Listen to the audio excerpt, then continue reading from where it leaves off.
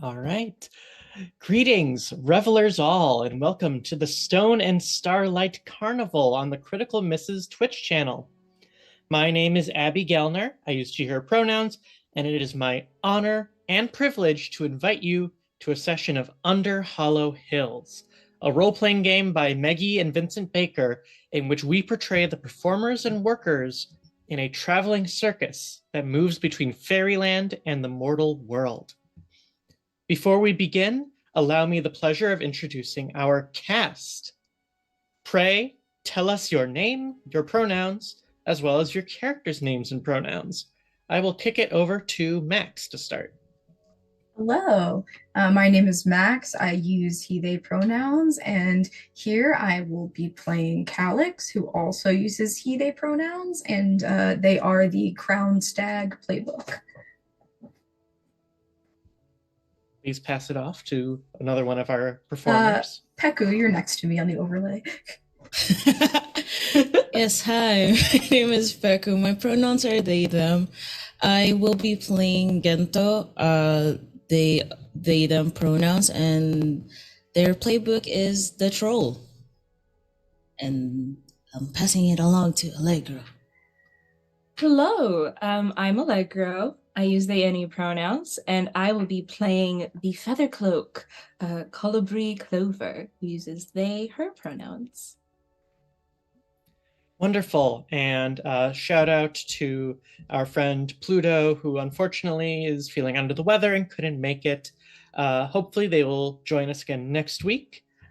So in the meantime, their character got lost somewhere on the way to this performance and is trapped in between the worlds. It happens. They're going to be fine. And as before, my name is Abby Gellner, and I have the pleasure of being your mistress of ceremonies, the voice of the people and places we encounter whilst on tour. Now, without further ado, let's sweep back the curtain and journey together with the Stone and Starlight Carnival.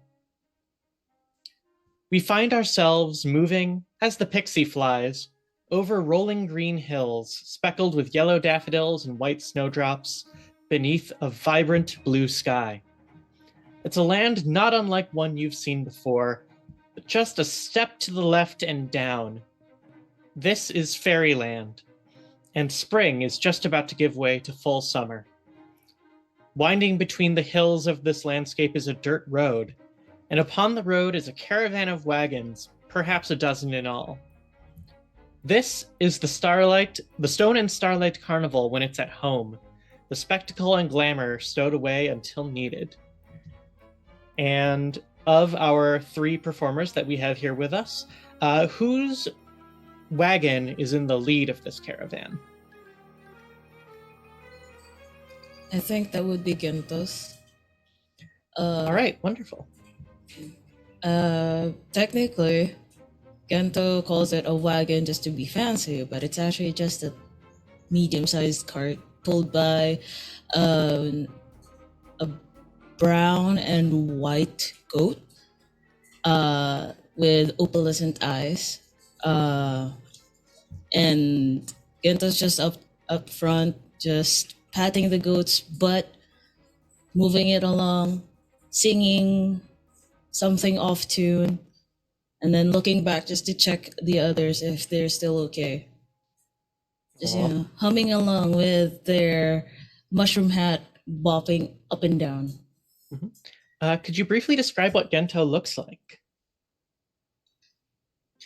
Yes, indeed. Other than the mushroom hat that's purple with white dots, Gento is a 5 foot stocky individual with mismatched clothing, basically like a gray coat, and it's inside is a shirt that is purple with like designs that look like blobs, but when you look really closely, they're actually like funky looking skulls.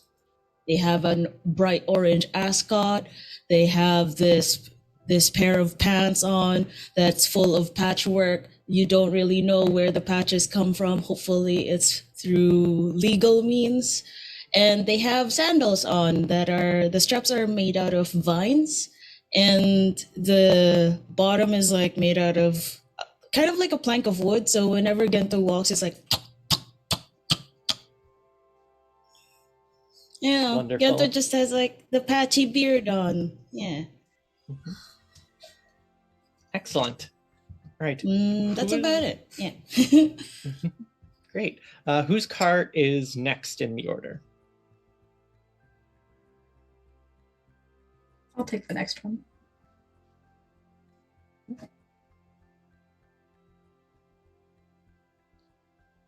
Go ahead. Okay, I thought I lost my volume for a second. Calix's cart is kind of just like very neat and well kept from the outside. None of the fabrics kind of need mending or have rips. Everything is exactly picture perfect as it should be, and it is pulled by a very proud and sleek bull with curling horns.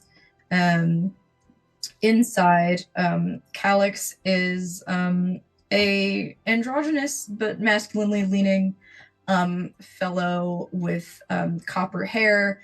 It's just long enough that you can make like a tiny little ponytail in the back of his neck. His eyes are sort of a golden color, and there are some deer antlers that kind of come out of the sides of their head. He's currently attempting to read a book, but the bumps on the road are making it difficult for him to like kind of keep his composure and not get like a little road sick.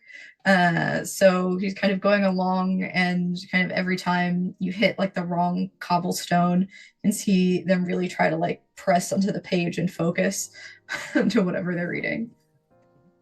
Out of curiosity, if you're inside your cart, is your bull able to just kind of keep it in pace with everyone else on its own, or is somebody driving the cart for you right now? I'm supposed to have like a clockwork sort of servant, so I would presume they are driving the cart for me. Yes. Yes, your clockwork servant sits on the roof of the cart, clicking and whirring and occasionally making loud ringing noises just out of nowhere, like. I think every time that happens, I like move the curtain a little bit to make sure that they haven't broken something, and give a little head pat and close it again. All right, and last but far from least, we have our feather cloak. Ah, yes. Colibri is kind of a like brown-skinned fae with this kind of like vibrant green, like curly hair that they often have in some sort of like a high pony.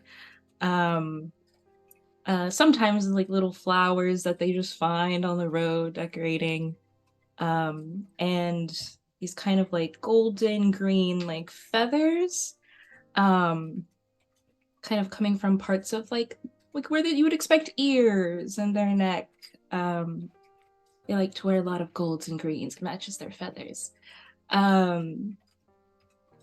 They are probably sitting on guiding their mare for their little tidy wagon that's got like ivy all over it. And there's also like a little fowl going alongside its mom with us. I imagine that we've got like a darker, like closer to like brown and black kind of mare, and then like this little like honey brown fowl, and they're probably named Pots and Honey. Adorable. Love it. This is wonderful. Yes, so you aren't the only members of the carnival, but you are the ones that we care the most about. There are others with you, of course, other performers, other workers. It takes a lot of work to put on a great show. Speaking of which, you are currently on your way to an engagement at the invitation of a dear friend of the circus. But before this, you had another performance that you're coming from. So first off, was this performance in Fairyland or was it in the mortal world? Hmm. I want to say mortal because we're going to the fairyland next, right? Yes, you are. So we've alternated. Yeah, Yes. yeah. All right. So you were in the mortal world. What sort of occasion were you performing at? Do you think? Hmm. Do we think it was like something more low key while we were preparing for our like reunion tour? What season is it in the mortal world? Good question. Let's say that when you left the mortal world, it was early spring. Mm. That's definitely a good festival time. Mm. Like a harvest sort of festival, perhaps. Mm-mm. All right. A harvest festival. Would you describe that show as being an easy show, having a hostile crowd, a hungry crowd, a minefield, metaphorically, or was it a welcome respite?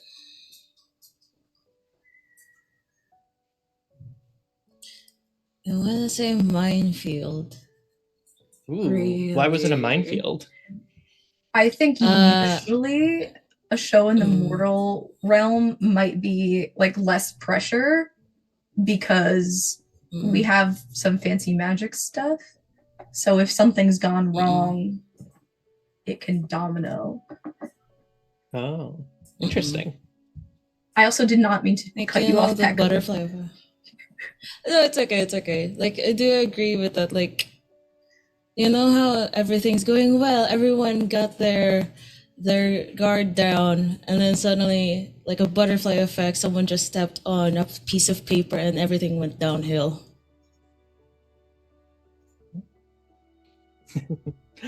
Okay, so the engagement thing would be something they think probably like, oh, thank goodness, something that would keep our minds off what happened in the mortal world. Yeah, so that show went amok and not in the ways that you prefer. I like that. So maybe tensions are maybe running a little high. You all want to put on a good show, and the magic of the circus itself depends on the largesse of your audience. So if the audience didn't respond well, you didn't get all of the magic out of it that you would hope for.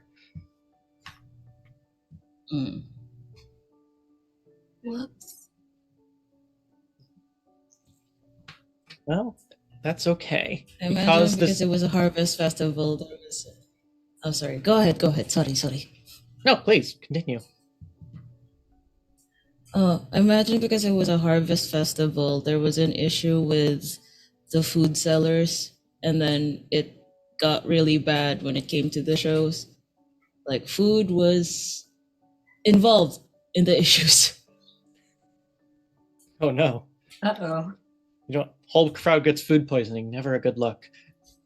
One of my cakes, little honey cakes, grew wings and caused a ruckus in the... Not the honey cake. It got bored. Decide to pursue a solo career, perhaps. Oh, they all have to fly Don't the be a nest one day. Timberlake. Come back. Well, that's all right. This next show, you're sure, is bound to be a shoo-in, because you're on the path to this small town in Fairyland to help celebrate the betrothal of one of your own. Malin Lively, formerly the beloved costumer for the company, has finally decided to settle down with her longtime sweetheart, Rosa Redbloom. As you crest the next hill, you can see the village that the lovebirds have settled in, a simple farming community nestled in the bosom of the fields like a jewel. Even from here, you can see the pennants flapping in the wind, smell the roasting of delicious foods for the wedding feast. Unfortunately, you can also smell a bit of discontentment on that same wind.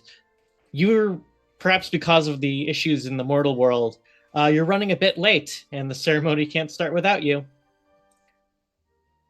And as you approach the town square, you see a feminine, pastoral kind fairy approaching you with murder in her eyes. She's got long blonde hair, tan skin, green eyes, and quite strikingly, curling ram's horns and a long tail that ends with a tuft of fur. This is Malin Lively, and she is not pleased. And unfortunately, Gento, since your card is in the lead, you're the first one that she goes to. And she is going to start things out by confronting you, because sometimes NPCs can make moves as well. So I'm going to give her a +1 to this roll. Unfortunately, it's a 6. So she stalks up to you, Gento, and is just like, do you have any idea what hour this is? We've been waiting here a long, long time, and I'm sorry. And she puts her hand on your foot, I guess, to reach up into the cart and goes, it's good to see you, old friend. It's just, weddings are hard. Gento just kind of like, all like during her whole angry rant, Gento was like, just, yes, ma'am. Yes, ma'am. Oh. Lovely to see you too. Do you want a hug? Do you need a hug? Yes, I desperately need a hug. Okay. And then Gento like goes down and then just pat, and then just asks, okay, anything you need from us other than the usual wedding things? And just so you know, I don't know how weddings go. She says, well, yes, you'll be performing the, we'll have the ceremony, and then you'll be providing some of the entertainment, of course, to, make sure everybody's happy and kind of serve as sort of a blessing for our new life here. So, it doesn't have to be anything too out of the ordinary, but it better be good.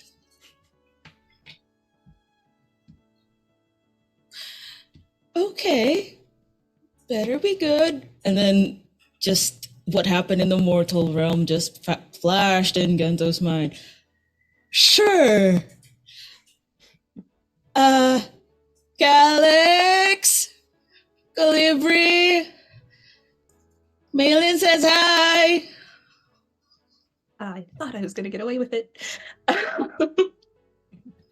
Somebody calling. I will peek out to see what is going on. Mm-hmm. And I guess after I see the fairy, I will come join. We've stopped moving? Yes, the caravan is now parked. Okay, just to make sure. Yeah, then I will walk up to join the group. Did you call? Malin looks up at you. You've probably got a good foot on her in height. And she's just like, staying out of trouble. When it suits me. She cracks a smile in spite of herself. Did we do something wrong? Is there something that you needed? Well, there is something there's been a snag in the proceedings. Do you remember that show we did at the Court of Briars? There was that one noble that I kind of leans in close to do a bit of whisper. I took a shine to. I might recall. They're here. And I can't have that. Not on my wedding day, you understand? Of course. So we get rid of them. Well, no. No, we can't harm them. Just, they never got over me. You know how it is. Just make sure that they don't ruin things for Rosa. That's all I ask. Don't harm them for goodness sake, for the sake of Branch and Briar. I said that we get them. rid of them, not that we harm them. Of course not. Just keep them occupied from stirring the pot at all. Yes, that would be wonderful. Thank you. Gento like slowly raises a hand. How many times do I have to tell you you don't have to raise your hand, Gento? What is it? Oh, no, sorry, ma'am. Oh, sorry. What? What? You took a shine to? I mean, you could just apologize and make him go away, like you didn't mean to like light a torch in his face, I guess, or something like that. Oh, Gento. Darling Gento. I'm not sure that's exactly what we mean in this situation. Hi, Malin. Honey cake. Oh, For your troubles. Calibri, yes. You'd have no idea how much I have missed this. Are you doing your move, serving them tea and honey cakes? I could, in fact, do that move, because that's a whole move. Yes, it is. Do you mind telling us a bit about that? Yes, so the Feather Cloak has a fun little play. That's when you serve someone tea and honey cakes, you can make a roll, and your magic helps them change their fate. So I guess let's roll about it. Okay, yeah, please roll, plus whatever score you have for that play. Aha! Okay, I rolled 10, 2 5s. Let's see, Nice. on a... Okay, let's see. On a 10 plus hit, choose one of the following that they may, if they wish, also receive. So they could, like, become invisible. I don't know if Malin really wants to be doing that right now, but... Maybe not the time for it. Yeah. Could be comforted, calmed, have courage, could have increase in good fortune, insight into the weakness of their rival or enemy. That could be useful. Let's see, and a favor of the one they name, and if their intended refuses, it's an insult to me, my magic, my tea, and my cakes. All of them. Well, the choice is yours. Choice is mine. Oh, well, what do we think? Do we want to give Malin some courage and comfort, or perhaps some insight into how we can better solve the problem of this Court of Briars noble? I feel like I would love to know the tea on this noble, actually. I think that could be useful for all of us. I think it was kind of implied that I was there, so I might be able to give you the tea. Mm-hmm. Yeah. You were all at that show to some extent or another, so. But, we can definitely do insight into the weakness of their rival or enemy. I think that could be fun. Let's do it. All right, so Malin takes a breath and takes a bite of one of those delicious honey cakes you always seem to have on hand, as well as a sip of that delicious blend of custom tea, and just sits with it for a moment. All around you is a big hustle and bustle, both from your fellows in the carnival getting everything set up, but also just people getting ready for the wedding. There's fairies all over the place, setting up tables and chairs of all shapes and sizes. But just for a moment, Malin is the calm in the eye of this storm. And she goes, "Oh, right. Should have known. So this suitor of mine, their name is Ariowin of the Dale.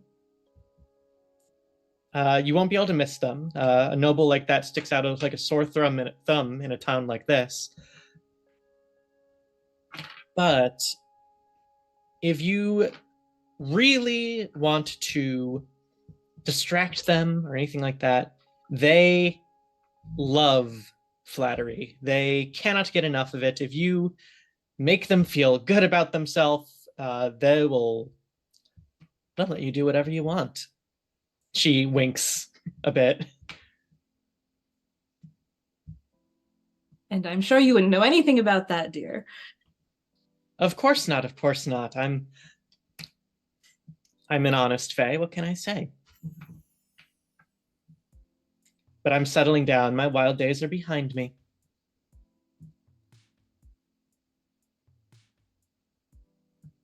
I'm sure you'll find many ways to be wild in your own new special covenant. Well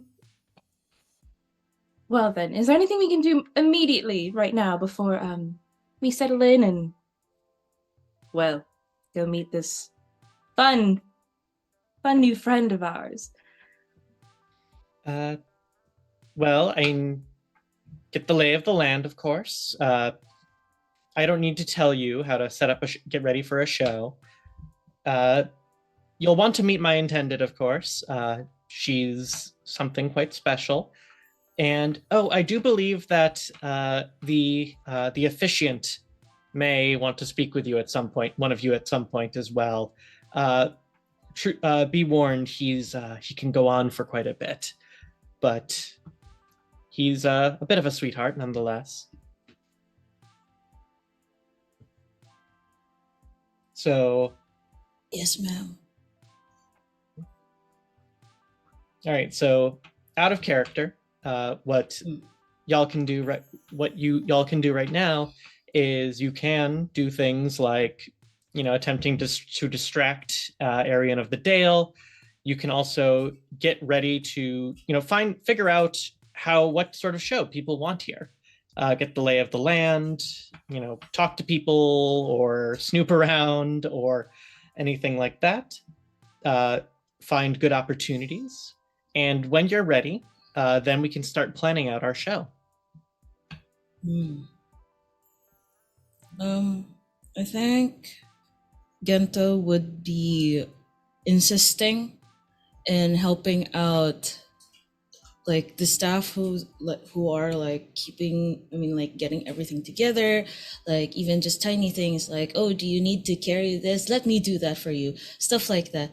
But in the deepest recesses of Gento's mind, they're really just, you know what, maybe this is the best way to get some information. Just talk to everyone involved who are in the back end, Mm-hmm. Yeah, that's a great idea. So we can get right to that if you like. So you quickly make yourself useful hauling crates and boxes. Do you focus more on helping your other circus workers, or do you focus more on helping the townsfolk get ready for the ceremony itself? Sorry, I choked on my own. I think, Gento would be helping the people who are involved in the wedding itself, not just the circus. Because Gento will be like, BB, you got this, right? And BB is the GOAT. Gento thinks, not everyone agrees with this, but Gento thinks BB is the smartest one in the room. So Gento's gonna be like, BB, you can handle my stuff, right? We're just going to be going around, ushering people, ticket selling, all of that. Then Gento stops and thinks, I don't know if there are tickets here, but ushering people, you got that, right? You can handle that. Great, I'm gonna help out. See, you're so smart. You're the loveliest one ever. Okay, I'm gonna go help out the wedding staff. If you hear anything about and Gento kind of racks their brain, someone called from the Dale, let me know. And then Gento jovially goes and then starts offering anyone who looks like the wedding staff that to with everything, even though some of them are actually the guests, not the wedding staff. Yeah, and in fact, there is quite a bit of overlap in between those two. This is a small community. There's not really caterers that you hire here. It's everyone pitches in. And your aid is greatly appreciated because even though you aren't very tall, you are extremely strong. And you quickly, make short work of setting up the bandstand and getting the altar ready. Yes. as you do, what is your method for trying to see if, like, trying to get information out of the townsfolk? Are you talking? Are you just listening? Both. Because while Gento is like, especially when Gento is like going from place to place, passing by people who are talking to each other, like it's not the most subtle thing ever, but Gento kind of slows down, does this a little bit, and then just goes, okay, that's not what I needed to know, and then goes on. And then if it's like a singular person, they would try to like have like a friendly conversation, and Gento would be like, so I saw this really interesting fellow out here. Would you happen to know who they are? Something like that. That sounds like you are drawing someone out. Yes. So please make that roll. Oh, I only have a 0. 10. Wonderful. So you can ask them 2 from the following list. They must answer honestly. What are you considering? Where are you open to me? What are you forgetting, ignoring, or keeping from yourself? What do you hope I'll do? What are you afraid I'll do? Or what do you expect and how do you feel about it?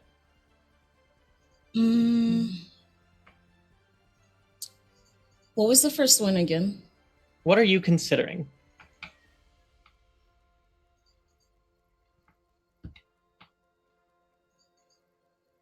I guess like what are you expecting then? I think the last one, yes. Yes, so you bring up, maybe perhaps suspicious looking individuals coming to town. And this fairy, who looks a bit like Malin, he's also pastoral kind, as we say. I think he's got, like, instead of hair, he's just got like a rooster crest. Is that what it's called? A coxcomb? Mm-hmm. And he says, well, that Malin's always been a bit of an odd one, bringing odd ones about. I don't know, seems like bad luck to me. Fairy noble coming out here with the rest of us like that, slumming it with us. Doesn't bode well for the town or the wedding. Why? Why? Just nobles, they're nobles. They do what they want, take what they want. Bad seeds, a lot of them, if you ask me. But you didn't hear that from me. At this, like Genta kind of like stiffens, various thoughts running through their head, and they say in a very low, serious voice, like, yeah, I understand. But maybe everything will turn out well. Well, from your lips to fortune's ears, stranger. And then slowly backs away, not wanting to divulge anything else in this conversation. All right. With that, let's go see what's Calix up to. I think that Calix is aware that their skills would lend themselves to distracting Malin if we can find them. So I think I'm gonna try to find Malin and You mean Ariowin is what you mean? Ariwin, sorry, wrong win. Of the Dale. To kind of get that situation under control, or at least assess it. All right. It doesn't take you too long to find this individual. This is a farming community. It's very much it's like Malin said, they stick out like a sore thumb. Well, everybody here they're dressed in their festival best. Next to what this individual is wearing, they may as well be in just dirt. Ariwin of the Dale is a tall elven-looking individual dressed in green and blue, dressed in a green, like they've got like a green blazer over a blue waistcoat and like perfectly fitted slacks. They've got long snow white hair and piercing lavender eyes. And they are over in a corner, kind of brooding a bit, very clearly looking for someone. I think I would like to kind of sneak up on them, just like quiet footsteps until I am right next to them. Fancy seeing you here. Small town like this. I'd say you succeed seeing back up and then they go, oh, yes, good to see another fellow of a good standing in a place like this, for certain. I would not normally come out here. It's just I'm a friend of one of the brides, you understand. Friend. Yes, a friend, a very good friend. Now, forgive my memory, but I recall that you were actually a bit closer with one of the brides, and does that ring a bell to you? They narrow their eyes at you a bit suspiciously, trying to see if they can place you. Now, so I'll just leave that up to you, Calix. Did you interact with this person in that same show that Malin mentioned earlier? I think I performed, and maybe we had one of those moments where like the performer and the more audience member interact, but not on like a personal level. A really complicated answer to a simple question. Mm-hmm. All right, and they say, after a moment, kind of realize, oh, you must be in the circus, and says, well, what can I say? She left quite an impression on me. And so you find yourself here? I do. You just and his voice softens a little bit. It's like, I hate to see anyone so, frankly, gorgeous standing out here, pacing back and forth. It's a shame. It's a waste of your time. Let's see. Wonder if that's a move or not. I have stand regal before someone, but I don't think that's quite it. No, I don't. Yeah, and I don't think you were necessarily catching eyes with them yet. No. All right, so in that case, I will just leave it for now, and they'll just go. Their smile becomes a little less polite and a little more genuine at that, and they go, well, the heart kind of looks at your antlers for a moment as they say the word heart. The heart wants what it wants, they say. Haven't heard that one before. If it would be of any help to you, I do read, usually for our patrons that follow the circus, but if you'd like some guidance from the cards, I'd be happy to help you out. All right.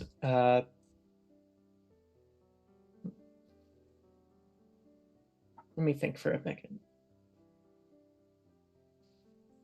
This still doesn't feel like a move, so I'll just, they'll say, yes. Being charming a move?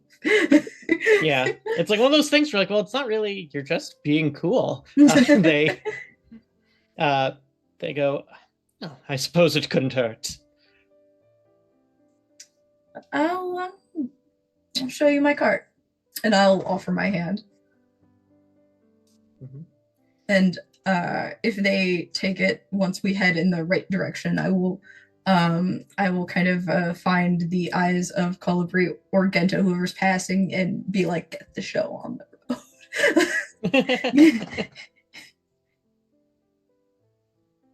All right. Yeah.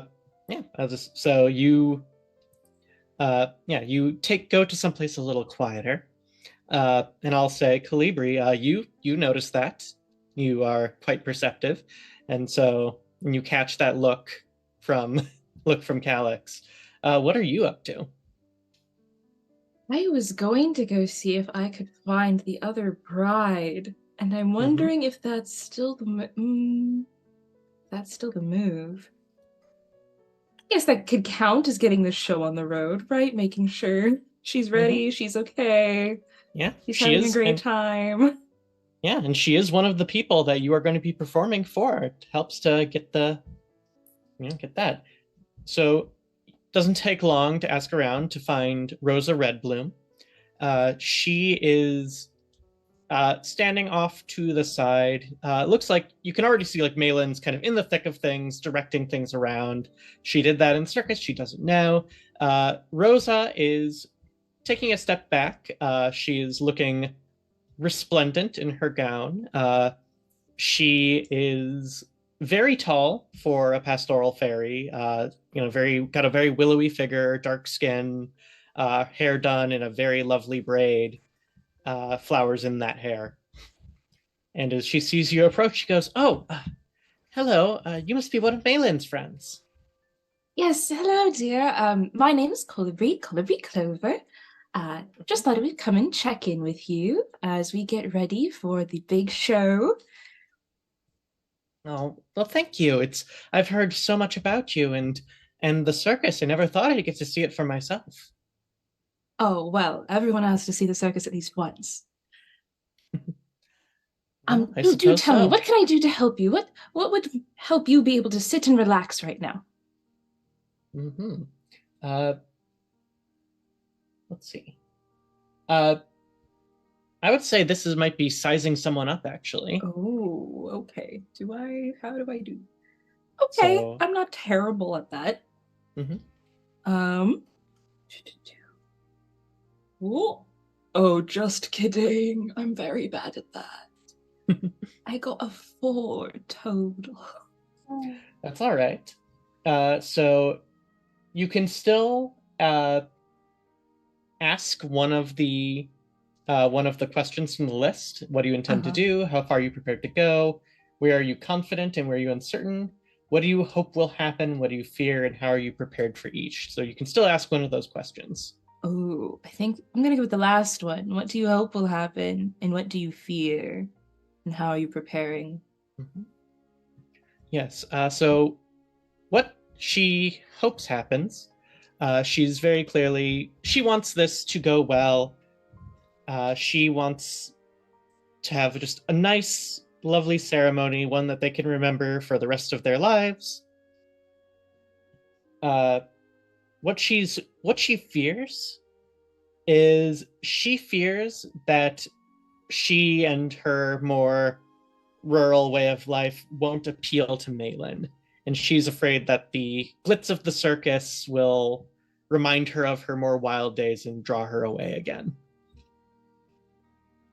So she's, kind of, this is what you glean as she kind of, is just kind of babbles away a little bit. And the way she's prepared for each, what she's prepared for each, and she's just prepared for the first option, for if things go well and she has a lovely wedding day, is she's just prepared to laugh and enjoy it and do everything she can to make sure that Malin has as good a time as she does. And for the other, she is not prepared at all. She is lost in the weeds for what she would do. She feels like, how could that happen? Uh, so before you can answer that, though, you feel a tap on your shoulder, and you look behind you, and there's just a tree there, just a straight up tree, with a face of gnarled bark in the middle of it. And the tree goes, "Yes, hello. My name is Castanea. I will be officiating these ceremonies and proceedings. Are you with the circus?" Oh, yes, darling, I am. Yes. I'm the one with all the bits and the bobs. Um, it is so delightful to meet you. We were told we might run into you and that you wanted to say hi. Um, I'm like, I know this conversation is going to take forever. And so I'm just looking between, like, Rosa and Castanea, you said? Yes, my name is Castanea. What a lovely name it is. I'm like, how do I have this conversation and also not lose Rosa? That's a good question.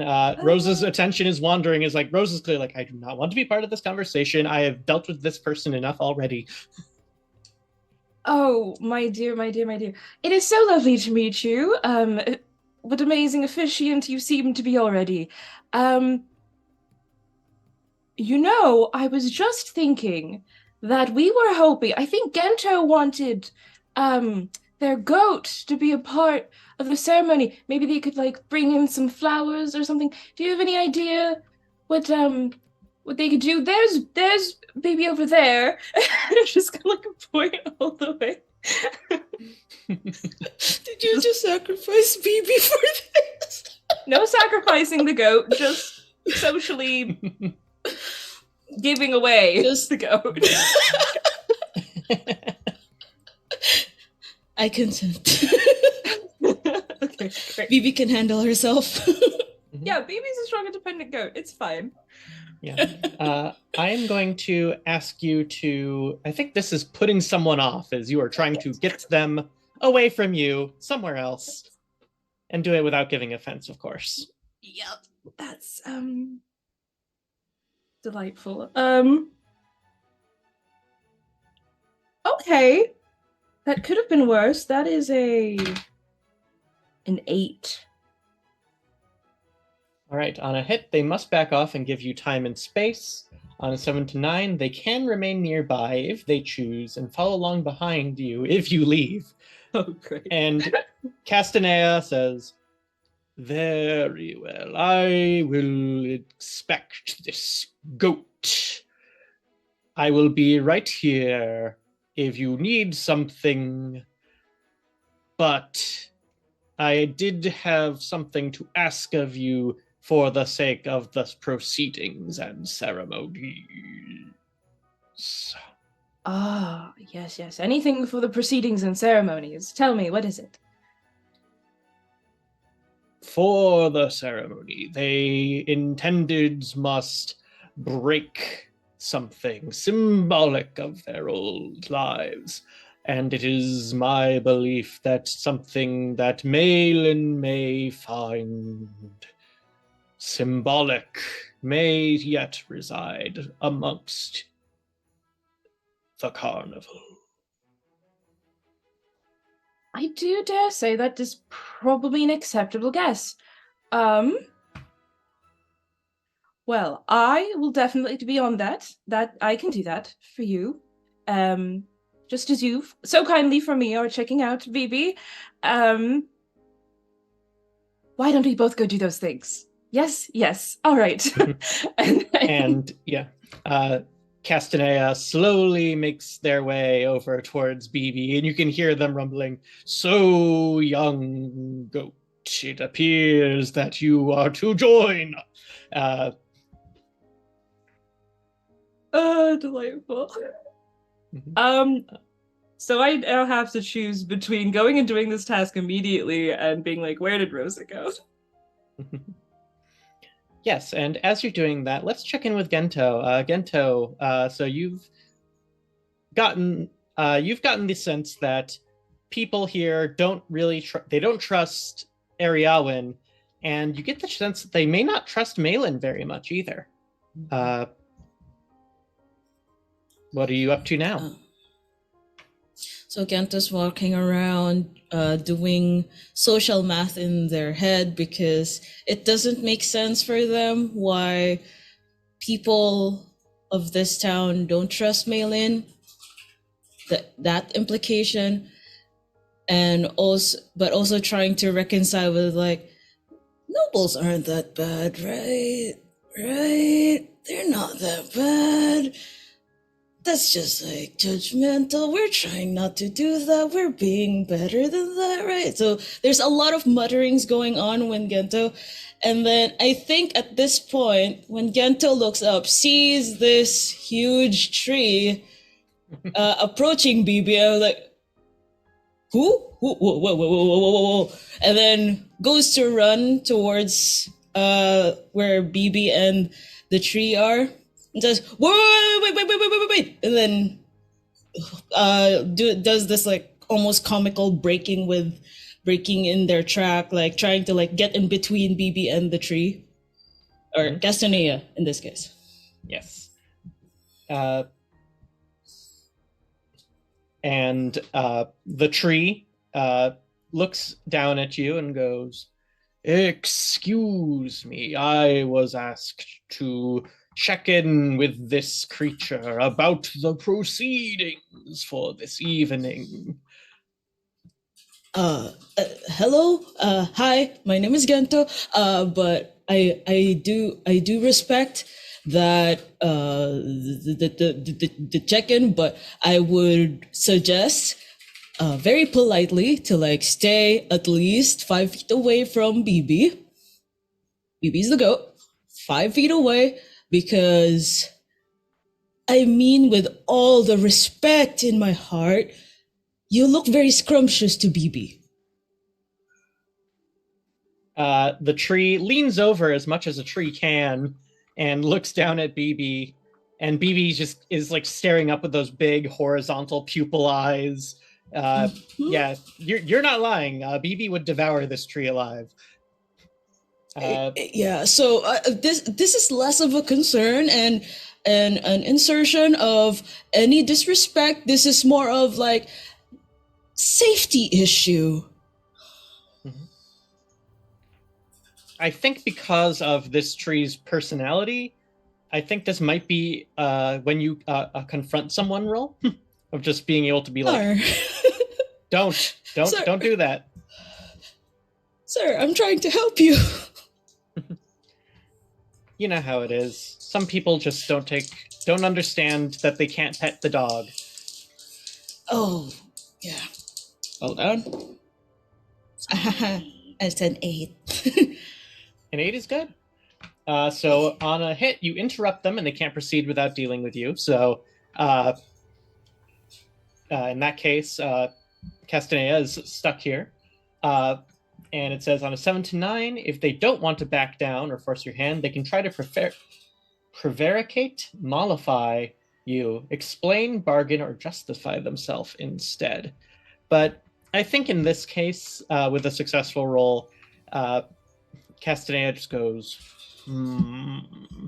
very well.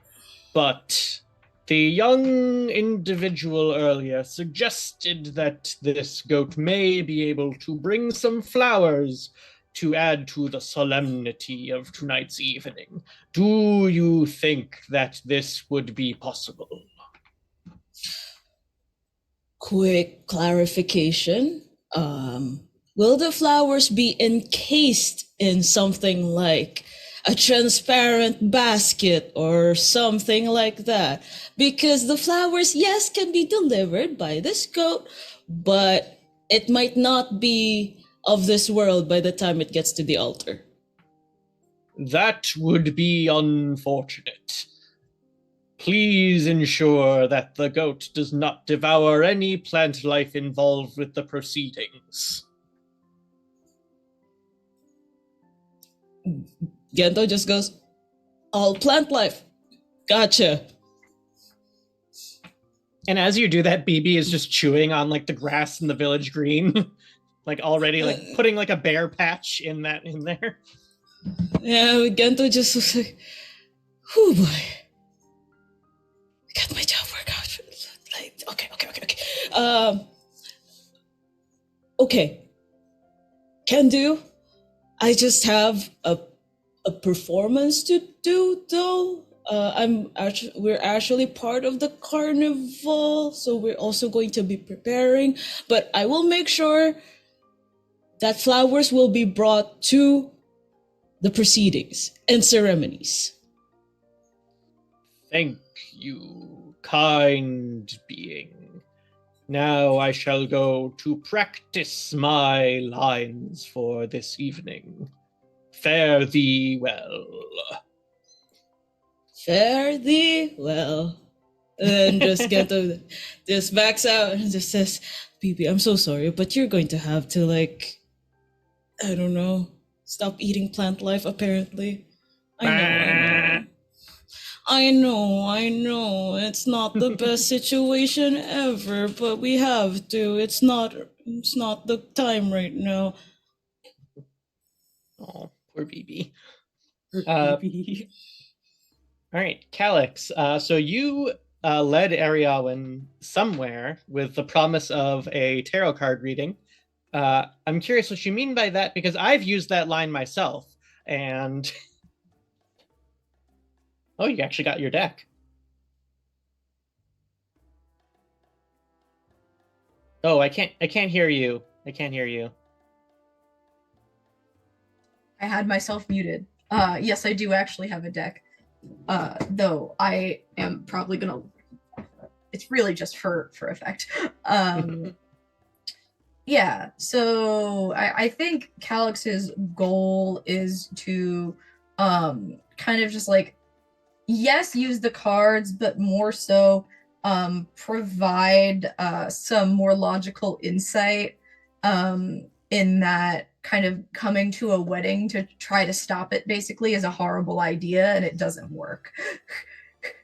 Mhm. That is a good thing to tell someone. Yeah. Like sometimes people need to be told that, and that's okay. And Calix is going to be the one to take care of it. Let's see. What's the best way to see if they get the message? So you're not waylaying them. You're not confronting them. Well, you know what? Let's flavor this as confronting them. Okay. I'm not bad at that. That's a 9. All right. As before, you interrupt them and they can't proceed without dealing with you. So you have them. You've practiced this act before. You know how to work the audience. You know how to get them just totally captured by what you're doing. And so kind of walk us through the reading that you do that is supposed to give them this message. So before they start, I think they're going to ask them to kind of just like sit in silence for a few seconds and let the energy settle, for the vibes to just, center, not disperse. And then the cards that he will pull and how he will read them is so the first thing is the hangman reversed, and he will say that kind of currently treating yourself as a sacrificial lamb is a pointless sort of thing to do, like an empty gesture, and a waste of time. The justice card, and he will relate it to fairness, but like especially fairness to oneself. His logic being like it's like just as unfair to them to be like spending their time doing this, and like staying hung up on someone who has moved on. And then I think 4 of wands is the last one that I want. The take a break card, as I've been told by someone much wiser than me at cards. All right. So they hear you. They are seeing this. You are not telling them what they want to hear, and No. you get the impression that they are not someone who typically knows how to deal with being told no. Uh, so I think they just start to try to argue with you about the meaning of the cards. It's like, well, yes, of course. One mustn't lead themselves to sacrifice, and one must rest, of course. But have you considered that perhaps the meaning here is less about me doing those things and more keeping someone else from doing those things in error? Well, you see, if it was about keeping someone else from doing those things, the hangman would have drawn right side up. But it being drawn reversed implies that you need to look out for yourself, darling. Yeah, I think they're just going to keep on arguing with you about this. I'll keep arguing with them. I don't care. It takes up time. All right, so I think, yeah, you're able to keep this conversation going about cartomancy and the finer points thereof. It's not doesn't.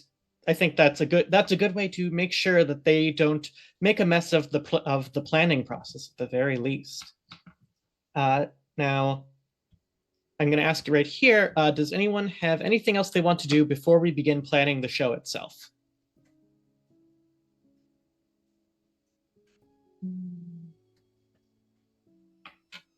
Calibri? I think I'm a little curious about maybe checking in with Malin again, just to be like, because now that I've like met Rosa and like I got a little bit of insight into like Rosa's mindset right now, I'm kind of like, oh, I wonder how like slightly off kilter from each other they are in this moment. Like I feel like Rosa's like, I want the circus performance to be nice, but like I don't want it to be too nice. I don't want Malin to run off with you again. And I have a feeling that Malin wants it to be, how do you say, the best thing ever. I'm like, I'm wondering if there's like a check-in I could do with Malin very quickly. Maybe get a better feel. Absolutely. So yeah, you find Malin. Malin's in the thick of things. She's always been the one who, in the circus, she was often the one that kept you all on track and on ready, and it's clear that hasn't stopped since. She's definitely, she's taken the role of bride and wedding planner all at the same time, and she's like, no, the flowers go over there. No, the pansies do not go with the daffodils. Yes, Calibri, so good to see you. I'm a touch busy at the moment, as you can see. Oh yes, of course, as you always are. I understand what it's like to be a little bit of a busy bee. I just for 2 seconds, I just wanted to check in. We're about to start planning the show, or finish planning the show, I should say. And I just feel like I'm getting these very peaceful, kind of laid back vibes from everyone in town, and especially your darling Rosa. I just wanted to check in with you, but how perhaps laid back we should be. All right, that sounds like you're drawing someone out. It sure does. Okay, I will roll. Okay, that's a plus a number 9. 9. All right, you seize their attention and they open up to you. Ask one of the questions. Okay. Do I want to know what she hopes for or what she's afraid of more?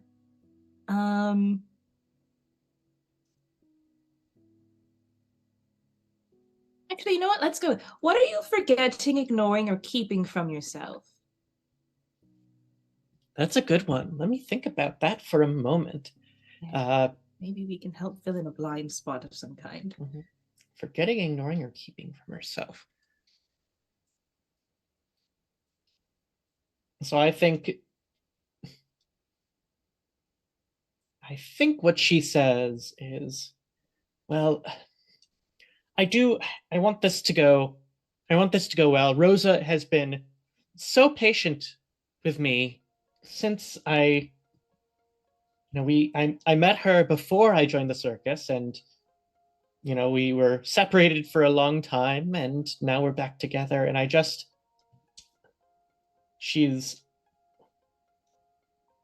and I don't want her to think I'm ungrateful for her patience. And so what you're picking up from this is what she is. I think what she's forgetting is she's so caught up in making sure that things go, like the events go well, that she is kind of forgetting that, like, when you're in love with someone, it doesn't matter. These things don't actually matter. She is so caught up in making sure, she's so caught up in making sure that this project goes well, that she is just completely forgetting this is about you and your loved one and your love. That's all there is to it.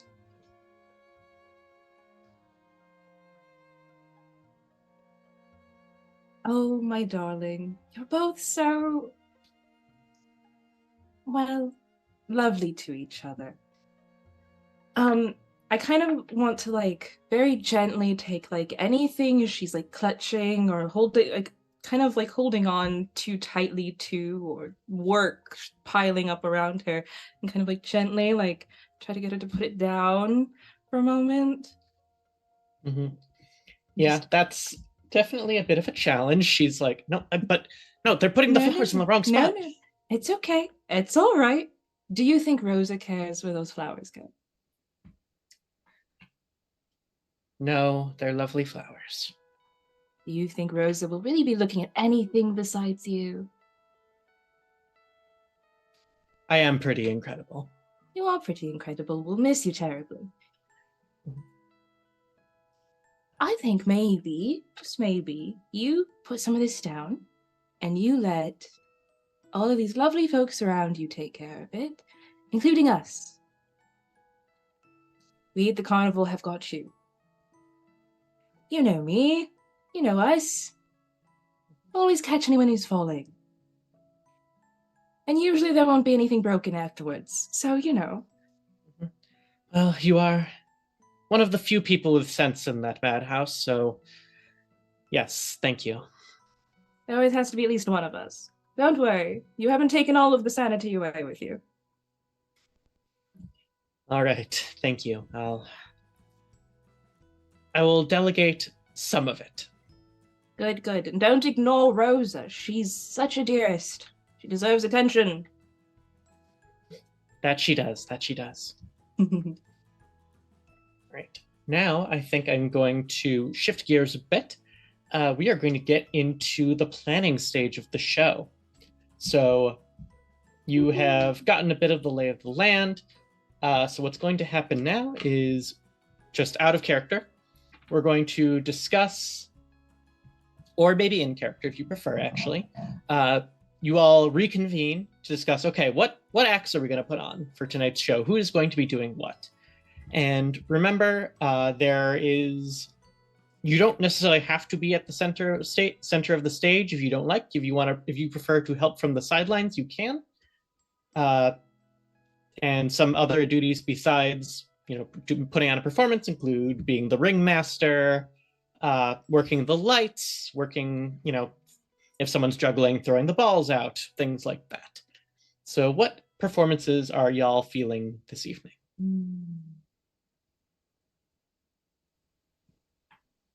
I don't know if it's a... Oh, go ahead. Go ahead. Go ahead. I don't think it's a thing that any of us do, but I feel like at a wedding, like the aerial silks thing would be elegant and nice.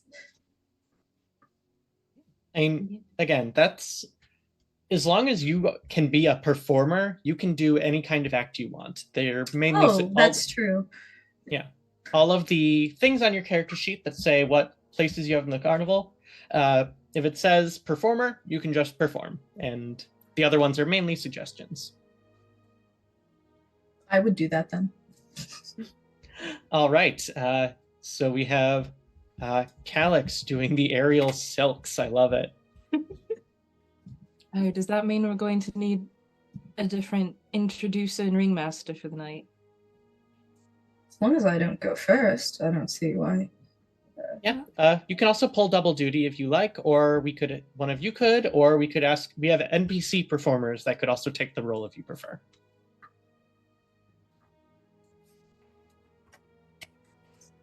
Yeah, Gento will. Their usual thing would be to be in the background doing something like usually ushers if this was like a show like in the Harvest Festival, but for this I think they'd be something like taking care of like keeping everything together in the backstage, so like security, um or just ushering people. Okay, please sit here, please don't sit here, you're gonna get wet or you're gonna catch on fire, please don't. And then all of that, just making sure that the performers would be safe and also the audience would be safe. All right, so we have Gento on security and being an usher. Amazing. So what would that look like? It would be like Gento's doing security, and then the people are filing in, and then Calix is still a ringmaster, yeah? And then something we could do.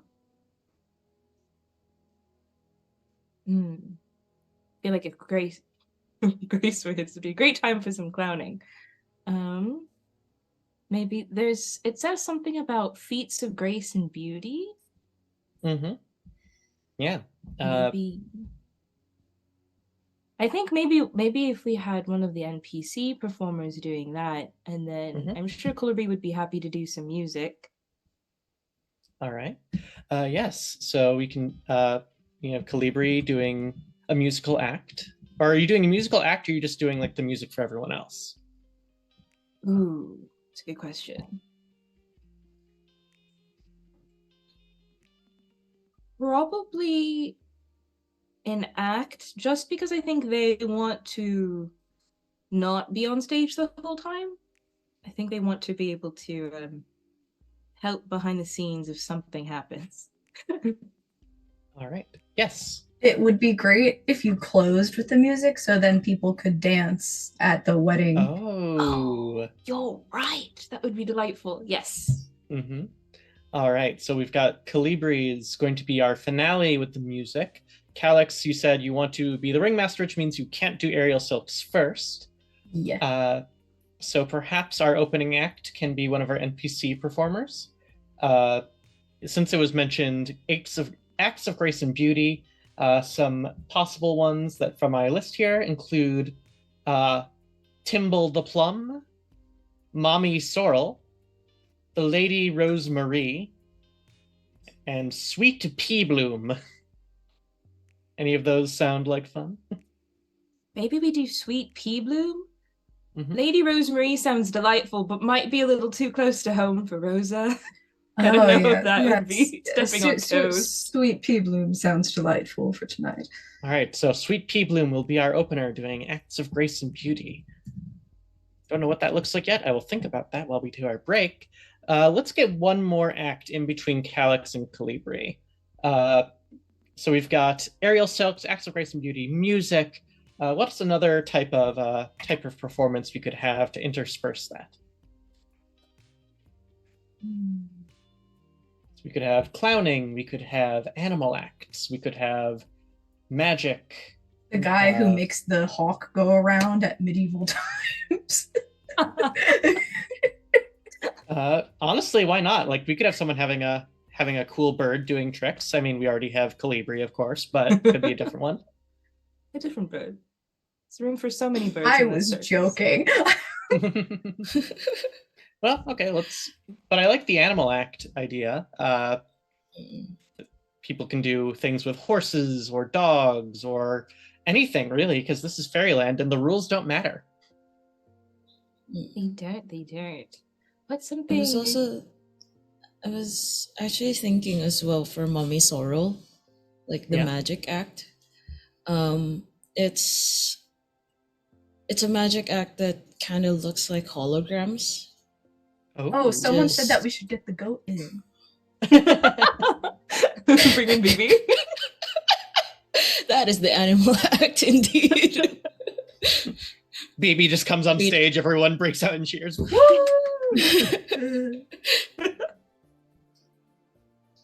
Just animal act and feats of grace and beauty for BB. BB is perfect in every way. Oh, there are the people that ride horseback and can like do the tricks. So you just do that on BB. Just I saw you know this what? at the Dolly Parton Stampede show. But I'm saying, I'm calling it right now. We're definitely doing the amazing goat. We're going to be doing the amazing goat riding, amazing goat rider. Let's see. What's a good name for that one? Let's have Hatter Cobb the Bootless, amazing goat rider. Yep, sure. All right, so we have our playbill set for the evening. I'm very excited. I think this is going to be so much fun. Yes. I think in that case, with night beginning to come in, now might be a good time as the tent is getting set up and festivities are underway. Now might be a good time to take a break. I will, Anita, if you please. All right.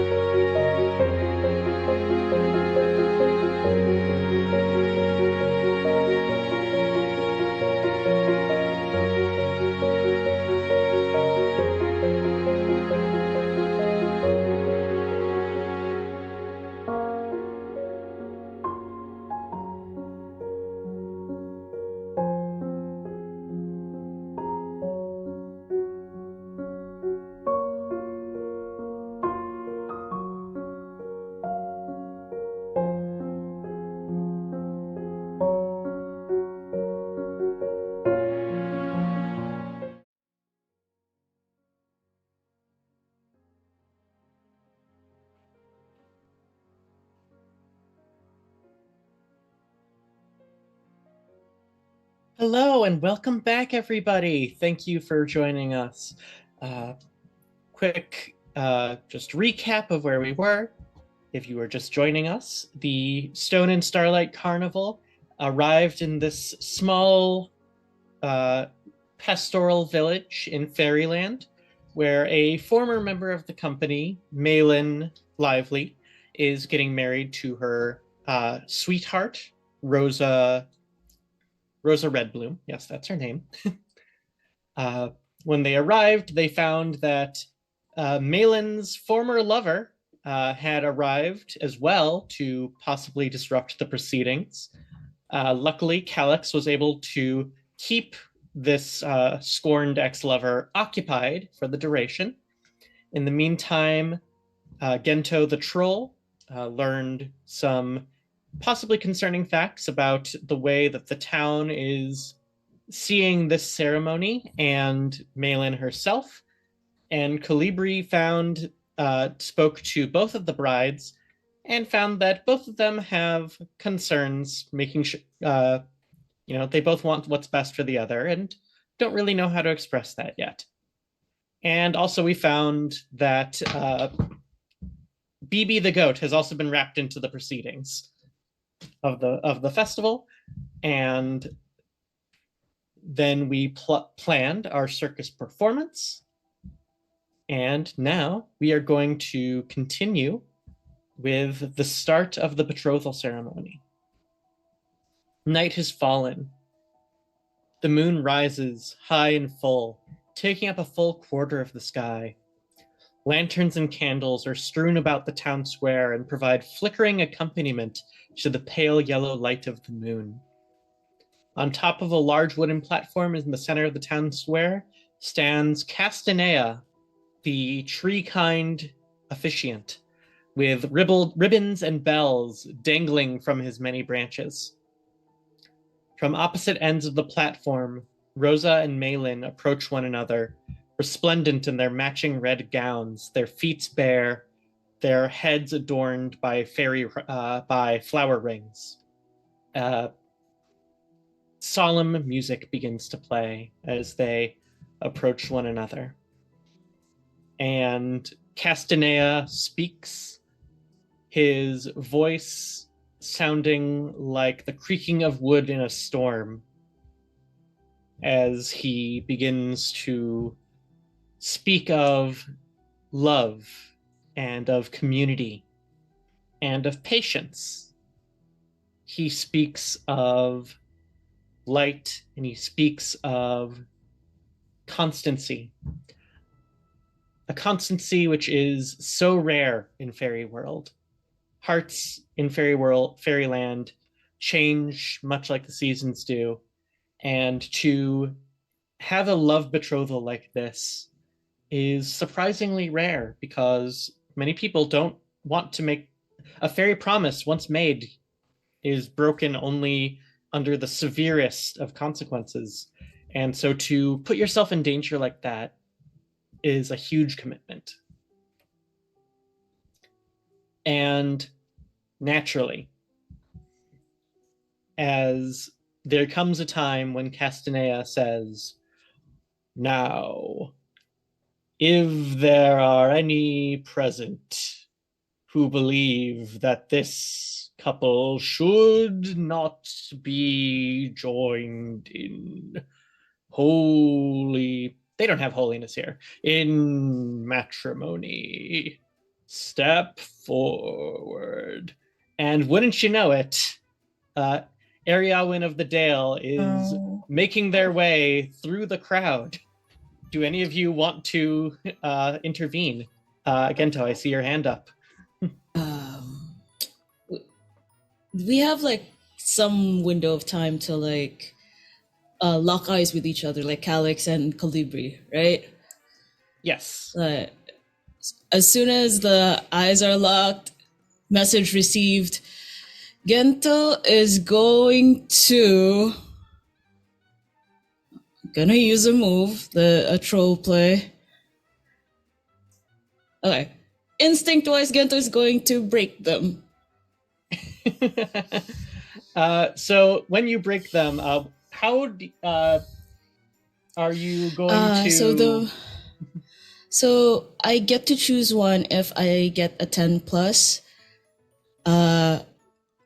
If possible, we could flavor this because this is a lot of like physical violence. But so you break them bodily into pieces, you throw them bodily out of this world into another, you pound them bodily into the earth, you cow them so utterly that you change them bodily into something meek and retiring. Perhaps, yes, a cow, perhaps a mole, a rabbit, a skittish little quail, a big-eyed, frightened, gasping fish. The little mushroom is gonna do that? The little mushroom is still a troll. Violence! I mean, okay, so here's the thing, right? I think Mayleen's concerned about violence, but if we're turning them into like a little rabbit. Yeah. What's the harm in that? They'll turn back in like an hour. Yeah. All right, roll it. I can't wait to see how this turns out. Oh god. Oh god.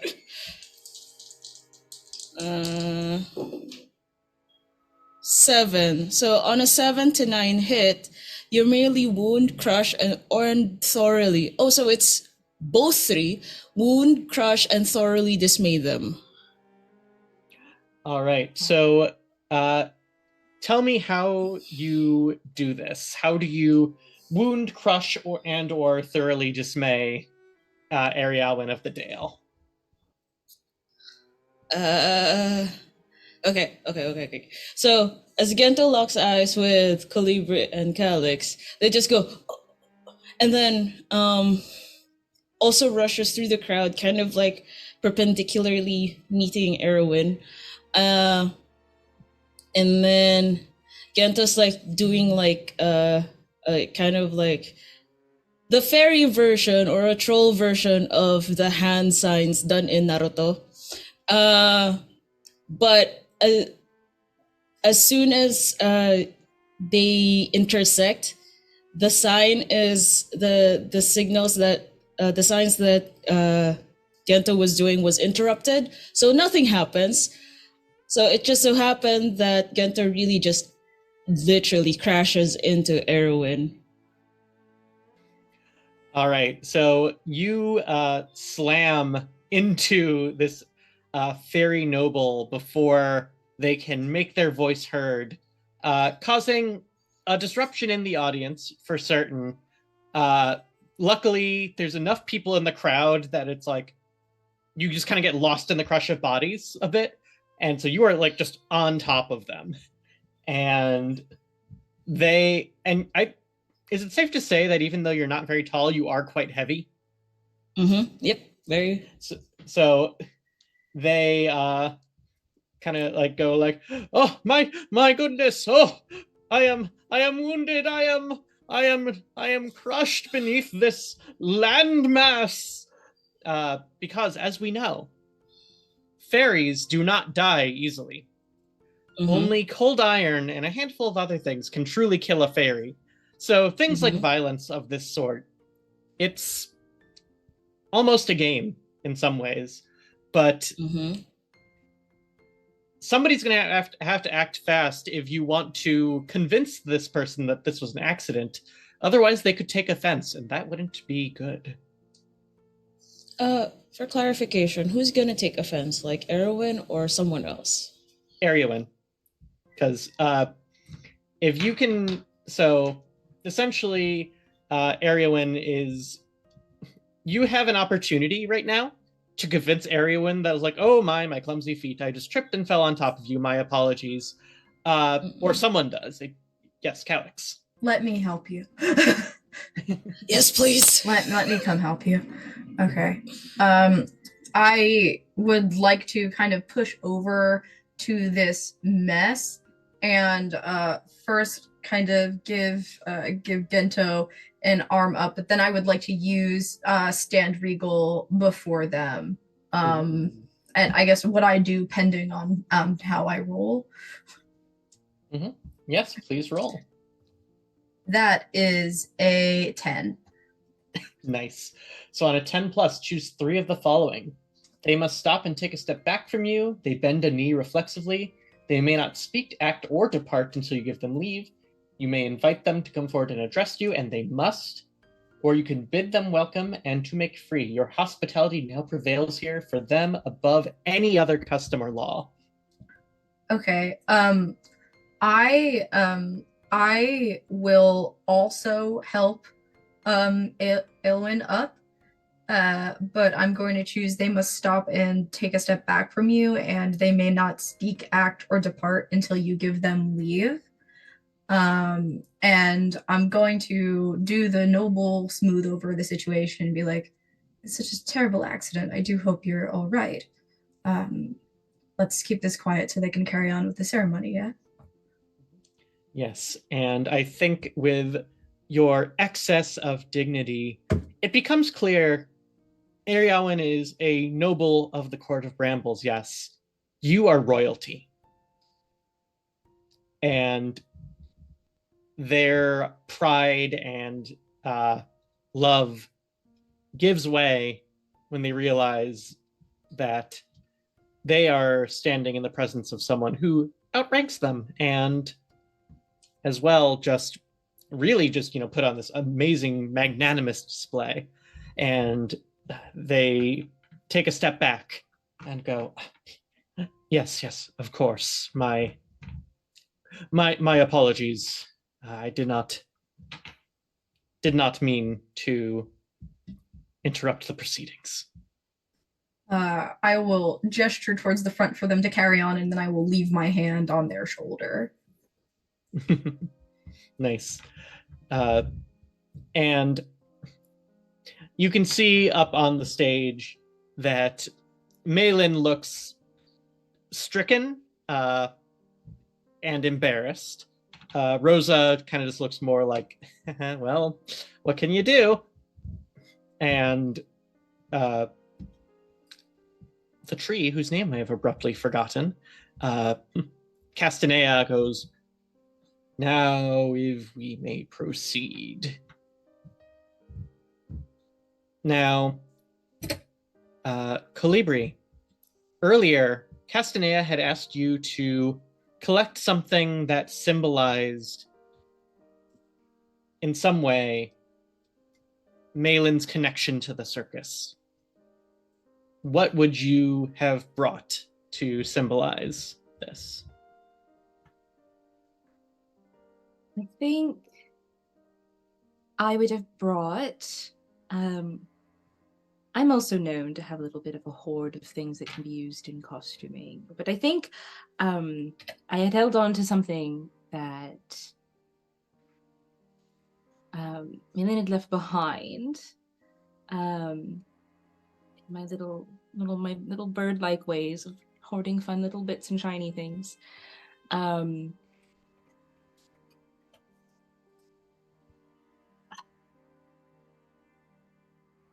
I think it would have been kind of like an elaborate little like head form that that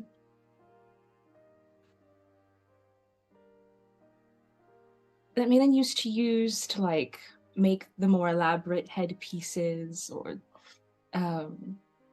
bands and wigs and things.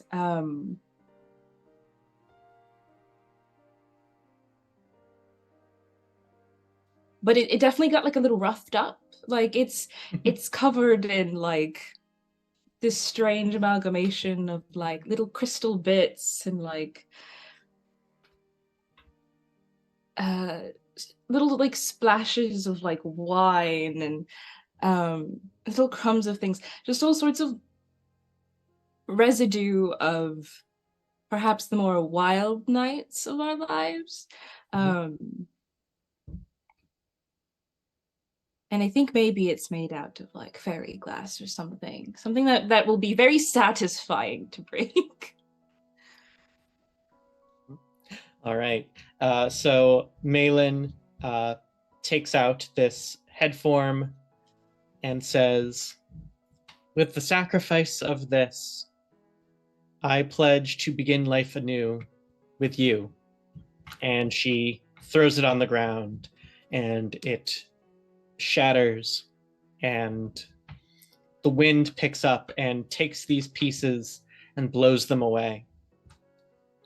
And then Rosa takes out a sickle, a sickle of bronze, and says, "With the sacrifice of this token, I pledge to begin life anew with you." And she also throws it on the ground, and the solid bronze also shatters into a million little pieces and is blown away on the wind. And Castanea says, "I now pronounce you without further delay betrothed."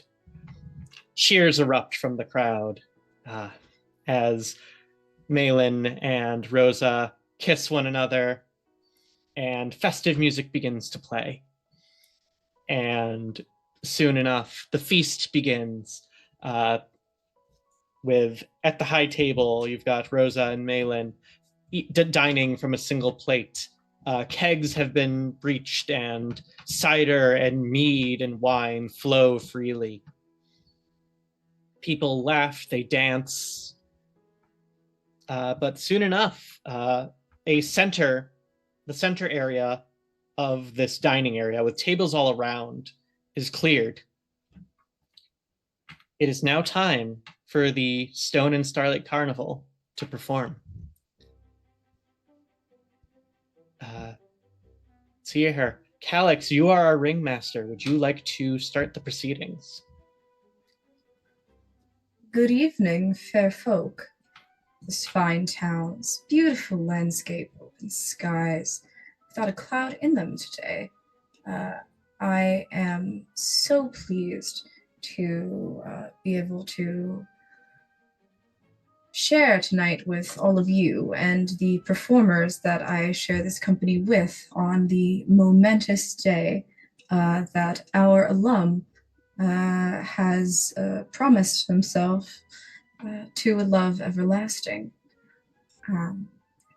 So without further ado, please allow me to introduce our first act, our wonderful opener, the beautiful and the graceful. I know it was Plum. What is the full name?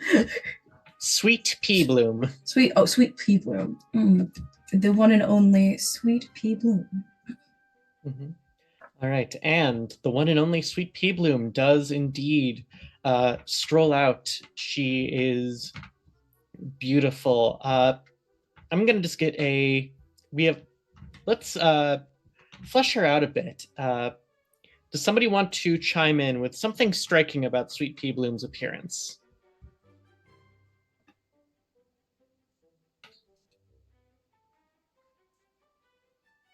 I think her hair shines like amethyst.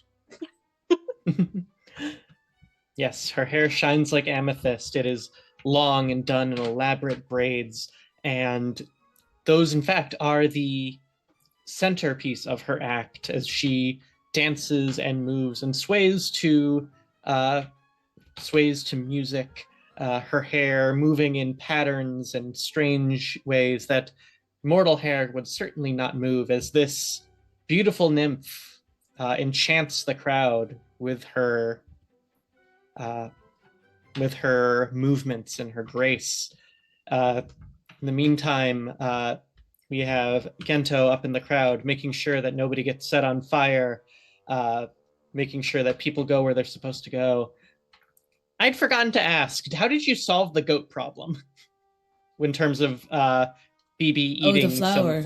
And started eating the flowers. I was sorry to interrupt. I was just like, wait a second. That was important. I thought about it and I figured, you know what would be nice? The flowers moving. So what Gento did was kind of like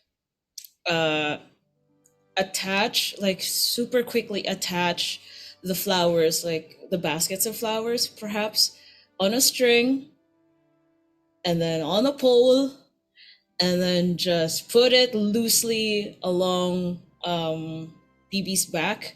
So it kind of sways like this.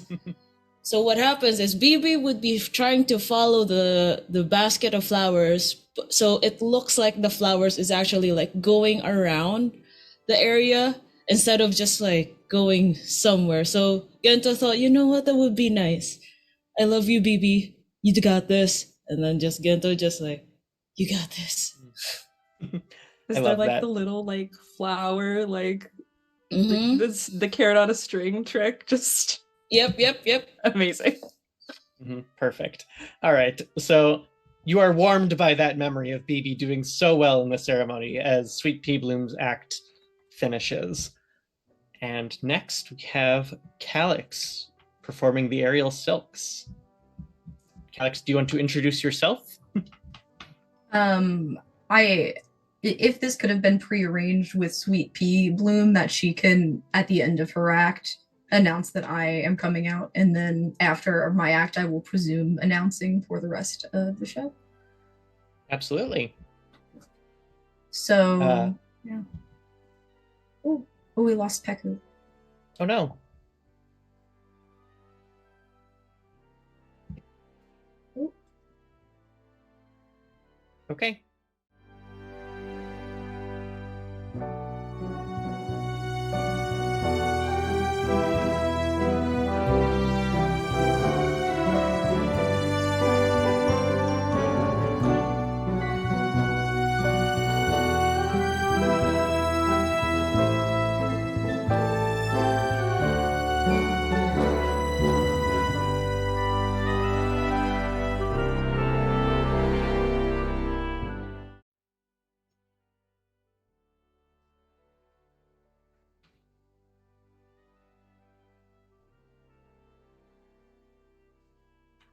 Great.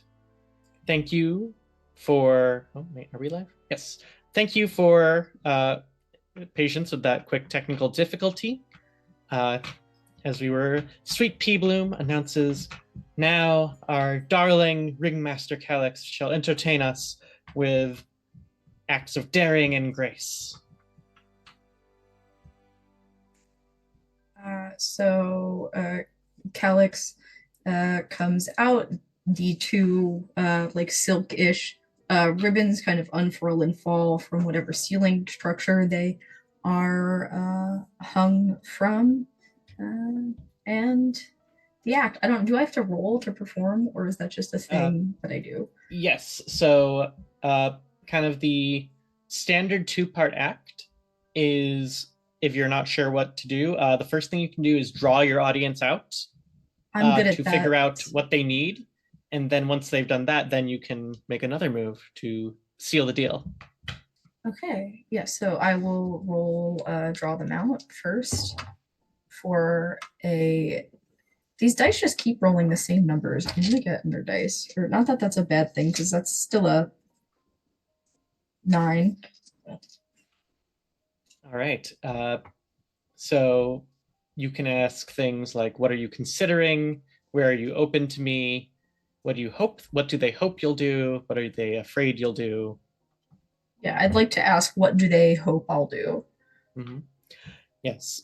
So I think this crowd, they are. I think especially after Sweet Pea Bloom warming them up for you, they are ready to see some. They want something daring. They want, the beauty of what you're doing is like to be expected because you're the crowned stag. Of course, what you're going to do is beautiful, but they also want to see you taking risks. They want to be thrilled. So I will do the thing where they climb up to the top and then they like roll and like catch themselves right before they hit the floor. That is my response to that. Yes, the crowd, you can feel them, they hold their breaths as you ascend and then plunge earthward. I think for the end, if I may make a suggestion on a move. I'm not sure what role that would be. Yes. I think you could flavor this as catching eyes with someone. You won't actually make them fight you or fall in love with you necessarily, but I think what you're sealing the deal here is that you are the work of art in this case. Yeah, I'm catching the eye of the crowd. Exactly. That works. That works for me, and I'm also good at that. Except I rolled bad. Maybe I shouldn't have switched dice. Uh-oh. 6. Okay. So for your finale, you begin to unravel from these silks, spinning and swirling downwards. And I think just at the end, you don't quite. I think it's actually just a matter of. Sorry, let me think about that for a moment. I think you just aren't looking the right direction when you do it. It's just you're planning on just being able to spin slowly and look into everyone's eyes. And I think the angle is just slightly off, and you're just above eye level. Yeah, no, I And think so- I'm moving too fast, and for my own safety, I call it early, and it's like a very abrupt call, so it doesn't end up the way that I want it to, and it loses some of its effect. Yes, and so the crowd does gasp when at the finale, but rather than the uproarious applause that you were hoping for, you just get more just like, ooh, yes, delightful. So, not ideal, but still, pretty good. So, but now what we can do as you begin to wrap up your act is we get to talk about circus powers, because the performance that you're putting on has power in and of itself, coming from both you, the place you're in, and the audience that's gathered to see you. And so when you do an act, or every one of you during the course of the show will be able to choose one of these options to want to do.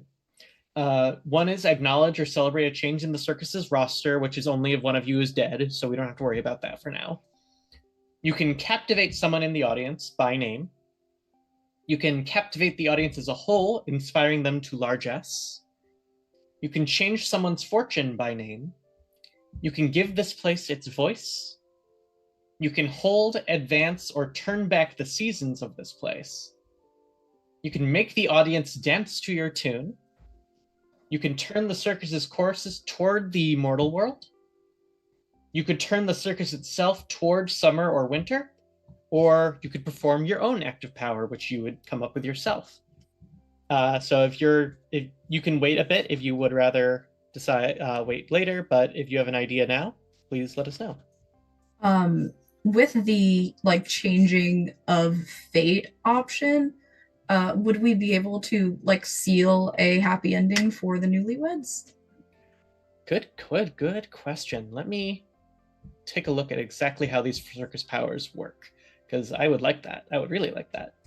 So when you change someone's fortune, first name them, then name the way you want their fortune to change.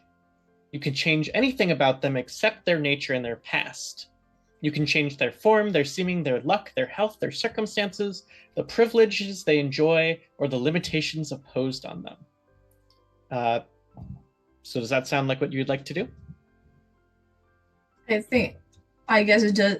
Do the other players in the party concur that Well, would here's work? the thing. You would pick it, and then we vote. Oh, okay. So yeah, I think that it's not changing their nature and it's not changing their past, it's only looking ahead. So I am going to choose that. All right. So Calibri and Gento, you can choose to vote yes or abstain on using this circus power. And you get 2 votes over the course of the show, so use them well. And you can't vote for your own thing. So, yes. All right, we got 1 vote. Yes. We have unanimity. A unanimity means that the change you describe comes true in the absolute, and that your subject, this place, and the people here, if appropriate, are already beginning to forget that it used to be otherwise. So, what exactly do you change using the circus's power, Calix?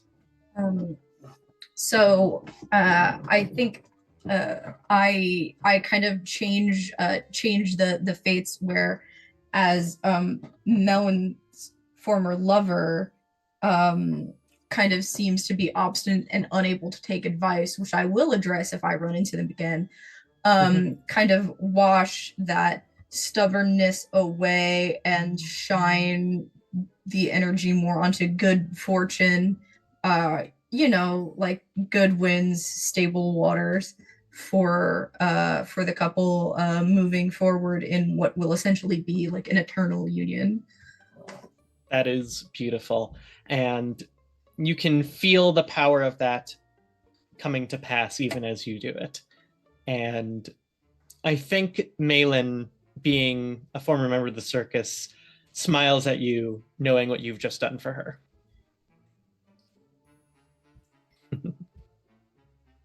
All right.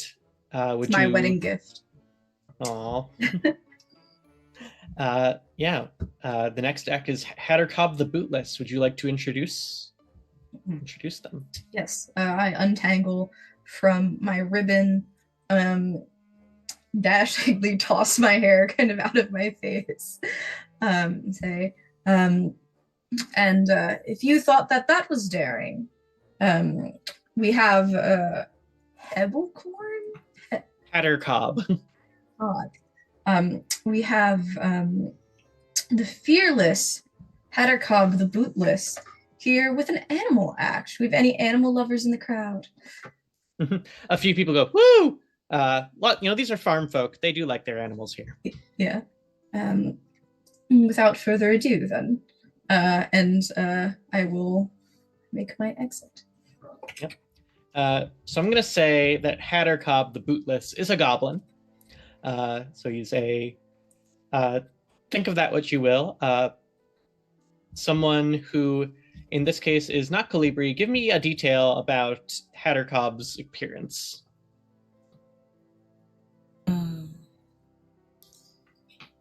I think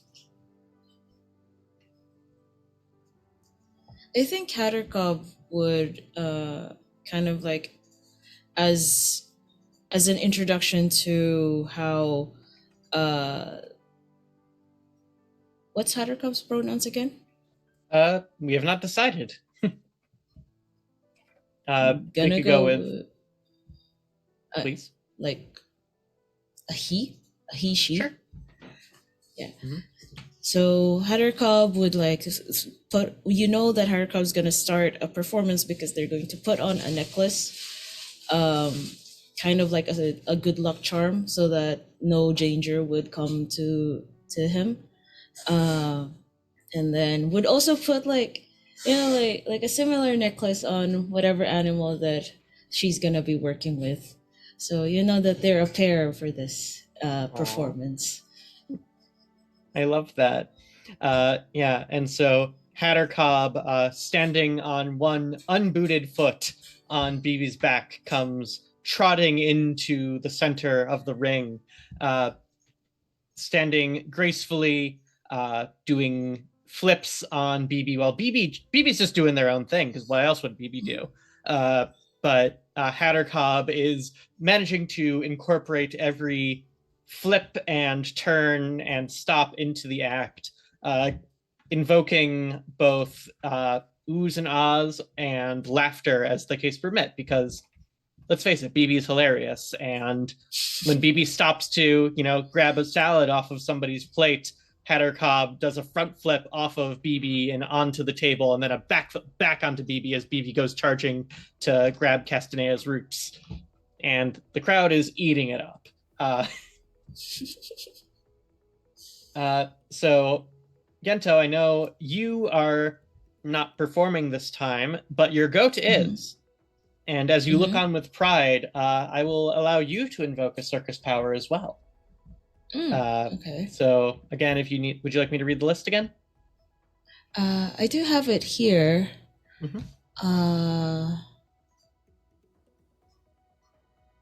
What does largesse mean in this scenario? Generosity.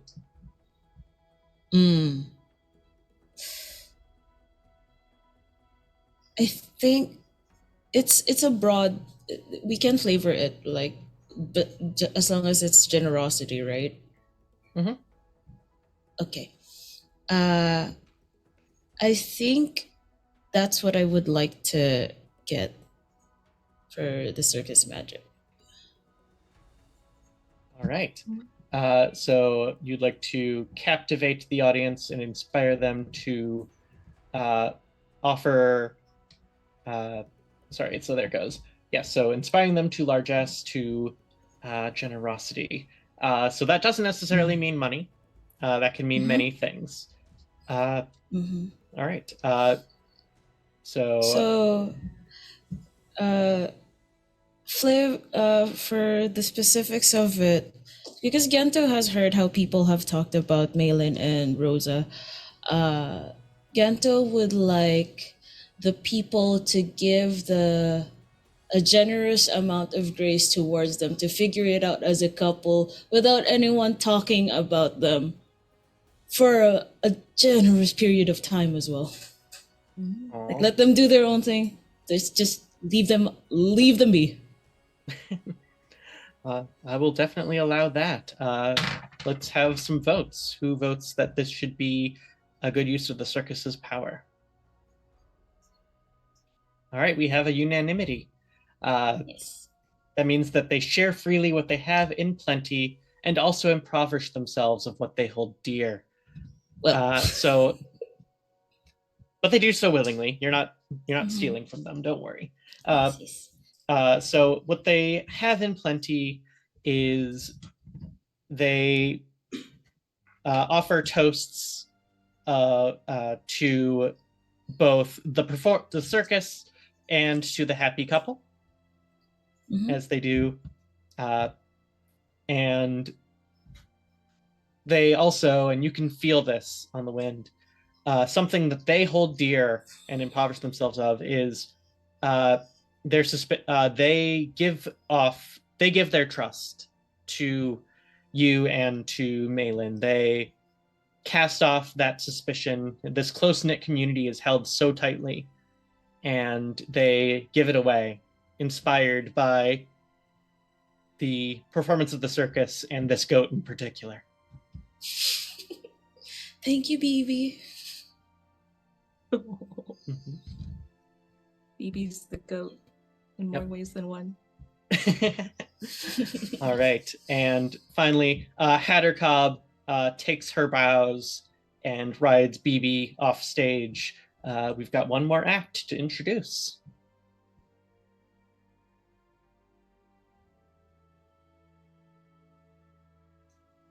And there you go.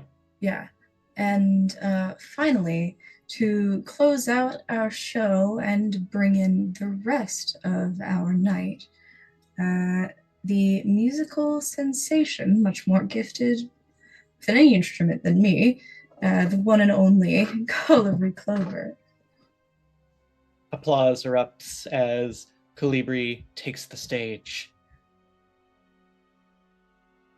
I think that Colibri kind of starts with something a little slow. I think it starts off as like a ballad, and it's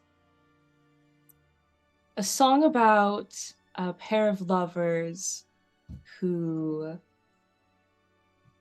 thought perhaps they may never actually get together. But eventually, over time, they do. But that's not the end of the story. They reunite, and it's lovely, and it's amazing, and then the doubts creep in. And I think the climax of the song is them realizing that they're not going to be giving up on each other anytime soon. They could never do that. And it kind of starts to go from that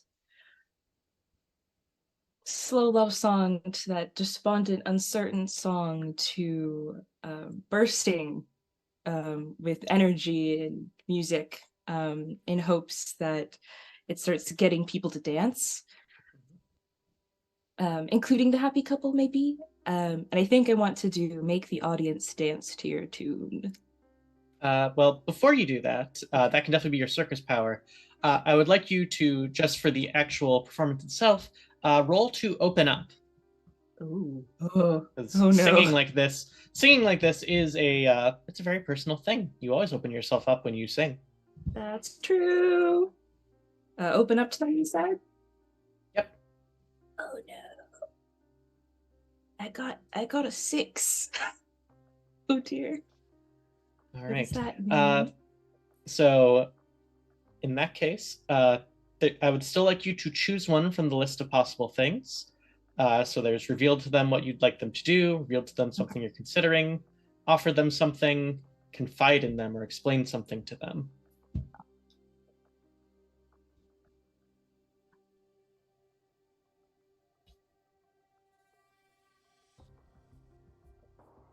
All right. Um, I think perhaps in this song, Colibri gives a little bit away in the first half of them not sure they can be they'll get back to each other, um, and the absolute. So keep going. I'll be right back. Keep. Okay. And the absolute like relief in like Colibri's like hardened eyes that hasn't happened to Rosa and Malin. Um, there might be like a very brief glint of like envy, but mostly relief. Kind of coming through into that song. They Wonderful. have something absolutely special that not everyone gets. Yeah, so I would say that's probably what goes wrong here. Is you, I think you give away some of your own feelings than you necessarily intend, but that does make your song all the sweeter. But I think you get some knowing looks from members of the audience, some interested, a few pitying, but nevertheless, you finish strong. And you said you wanted to make the audience dance to your tune, yes? Yes. All right. So when you make the audience dance to your tune, don't call for a vote. Instead, describe what you want the audience to do, which in this case is literally get up and dance, and roll to draw them out, is how this one works. Maybe the dice will be nice to me again. Huh? Okay. That's good. I think that's a 10. Oh, please be a 10. Yes. So one of the effects that you can do here is I do indeed draw you out by doing X. What's the effect? So you describe for me, what's the kind of flourish you do to get the crowd on their feet? I think for the most part that I've kind of been singing. Maybe there's like a light, like a singular like circus member helping accompany me. And as the song starts to switch into the more lively, like jovial dancing song, that I kind of start stomping my feet, and then these little bells, little bell anklets kind of start to ring and get louder and louder. And like maybe the wind picks up just a little bit around me, swishing the feathers of my cloak around. And I think I want like this part of the song to be like simple enough that everyone could like kind of join in if they wanted to. And maybe kind of use one of my feather cloak abilities is to just kind of, I can turn into a bird. And so maybe turn into kind of like a hummingbird and like weaving in and around the folks who are starting to come up and dance. Yes, I love that. So the song begins, the reels and jigs begin to play. Uh, Rosa and Malin take each other's hands and begin to dance in a circle, not with any sort of grace necessarily, just wanting to, for the joy of the movement of it. And soon everyone is joining in. And the circus ends with this amazing kind of crescendo of light and magic and just joy. But Calibri, as you return from your bird form, you find that you have stepped towards winter. Oh, So when you step boy. towards winter, everyone some aspect of your appearance changes, and you get to subtract one from one of your plays and add one to another. Okay. So in what way do you step towards winter? I think that generally speaking, Colibri has kind of these like dancing eyes and like very kind of warm, yellow, sweet smelling demeanor. I think with a step towards winter, my kind of like soft features start to sharpen a little bit. And though I am flying and flitting and dancing along with everyone, the dancing kind of gleam is no longer there. Wonderful. And yeah, feel free to change the stats on your own. Yes.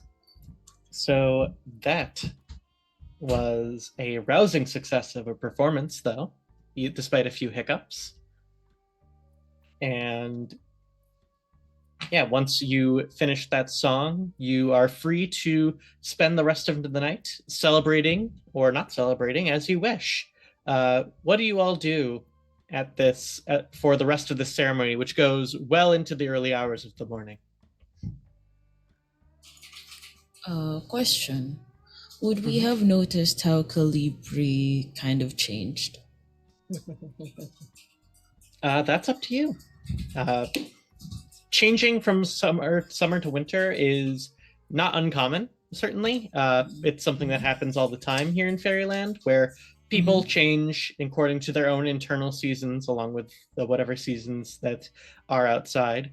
So it's just, if you think that's something that Gento would have noticed, you can absolutely have noticed it.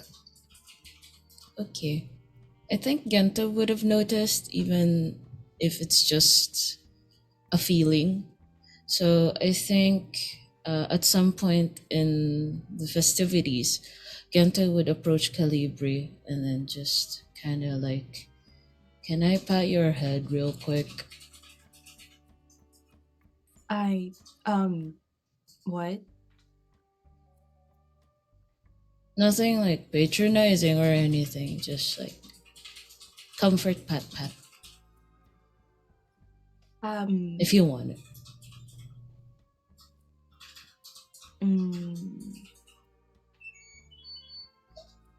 Oh, Kenta, you know I can't say no to you. Sure, go for it. Okay. And then Gento just kind of like goes to the side, like side by side to Calibri, and then just kiss. I don't know what happened, but I'm sorry it made you feel bad, so pat.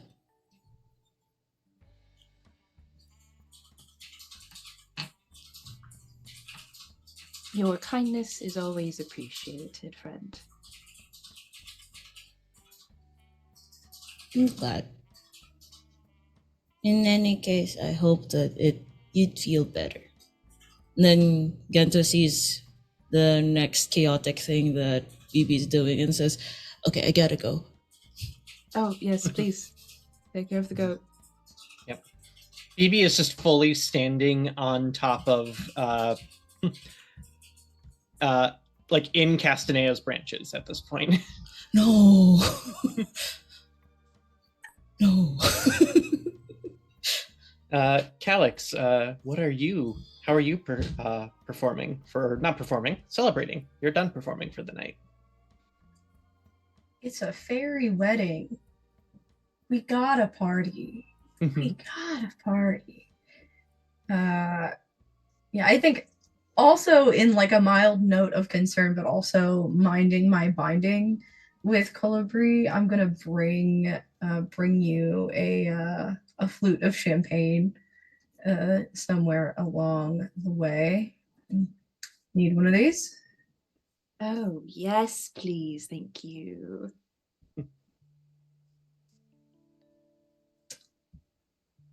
So, did it, didn't we? We did. It was a little bit of a near thing at points. Can you believe the audacity of their ex to show up to the wedding uninvited, if I'm not mistaken? Uninvited. Just showed up. How did they even know it was happening? To be told, like, kind of politely, in the high society way, I know that they understand that they should be quiet, and then to still sip, sip, sip, attempt to object anyway? Absolutely heinous. It's horrible. It's horrible. Absolutely terrible. However, you certainly did a great job showing them what's what. Oh, I don't think it's me. I think I look enough like my father that they just listened. I suppose sometimes we can appreciate a bittersweet gift. It's a great name for it, indeed. We have the whole night now. We don't have to perform tomorrow, do we? No, no, absolutely not. We have the whole night then. We absolutely have at least, what is it? At least half a fortnight of leave time booked in. Oh, Just that's in case we amazing. get a little bit hungover. Yes, I need to practice tomorrow. Actually, my drop did not go well. We can't taste every aerial. Don't worry, But I'm we sure can once we find Grace, if I we can help practice you. more, then we can. Well, I'm sure once we find Grace, the two of us can help whip you into shape. I am going to do a round and look for that nuisance just one more time before I drink anymore. Then I am free. Best of luck. Thank you. All right. Yeah, I think you can, Calix, if you wish, find Ariel nursing their cup at a table, probably one of the few people not dancing. But I know that you use the magic of the circus to soften some of that resentment and attachment that they once had.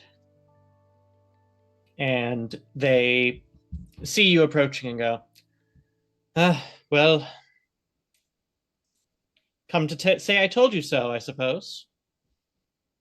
I think Calix being unsure if they were going to like speak to each other or not, they take a moment and then they pull up the chair next to them and sit. I don't think there's ever any creed in I told you so. Doesn't really do anything, does it? Suppose not.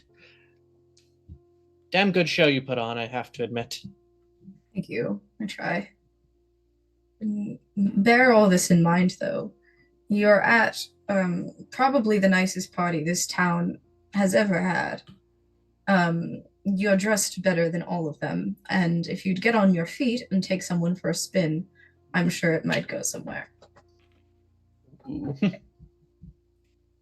I feel like that should be a move. I just need to figure out what kind. 1 second.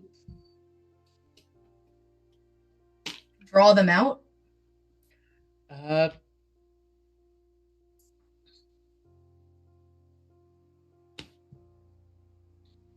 Yeah, I suppose so. Yes, draw them out.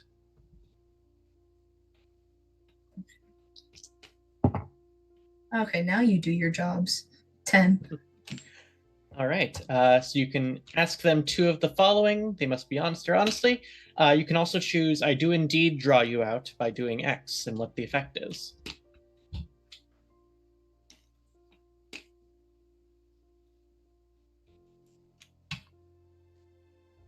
I am looking for the questions. I know they're here somewhere. And they're for the audience's benefit. They're what are you considering? Okay. Where are you open to me, vulnerable, or where are you guarded? Yeah, I just found them. Let's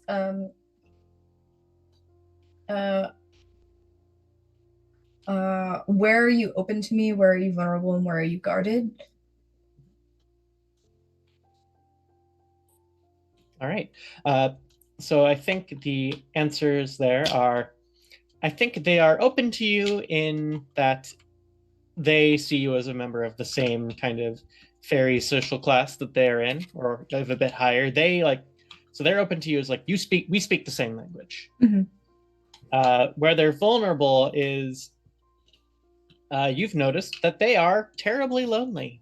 You're not sure it's a matter of their position or their just their personality, but they haven't had somebody. And where they're guarded is part of that is that they don't really like they want to let somebody in, but they don't. The mortifying ideal of mortifying ordeal of being known. Okay. And then my second question, even though that one question is like three questions at once, is what are you afraid I'll do? I think they're afraid that you're going to make them fall in love with you. I can't control that. I'll tell you what. And he finishes his flute of champagne and like leaves it like very nicely, like far away from the edge of the table so it won't fall and shatter if it's picked up. We're gonna go introduce you to someone. Come on. I'm gonna put both of my hands out. And I'm gonna basically try to have you met Ted them out on the dance floor to someone of their choosing. Yeah, I think it doesn't take long for them to find a willing dance partner. They are, after all, very beautiful.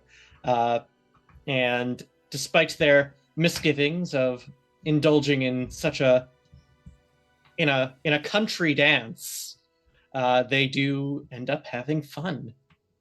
And homoerotic square dancing. Homoerotic square dancing. Yes. Queer contra dance in the town square tonight. Happy Pride Month.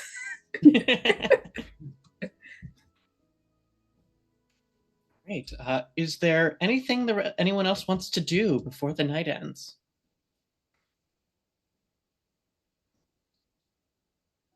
I think at some point after we've helped Gento get BB back from the officiant, I do think I want it would be lovely if we all like could give some sort of like little symbolic gift to the brides, perhaps. Aww. I'm not entirely sure what it should be. Any ideas? Are we trying to do one gift from the three of us or one from each of us? I was thinking one from all of us. Okay.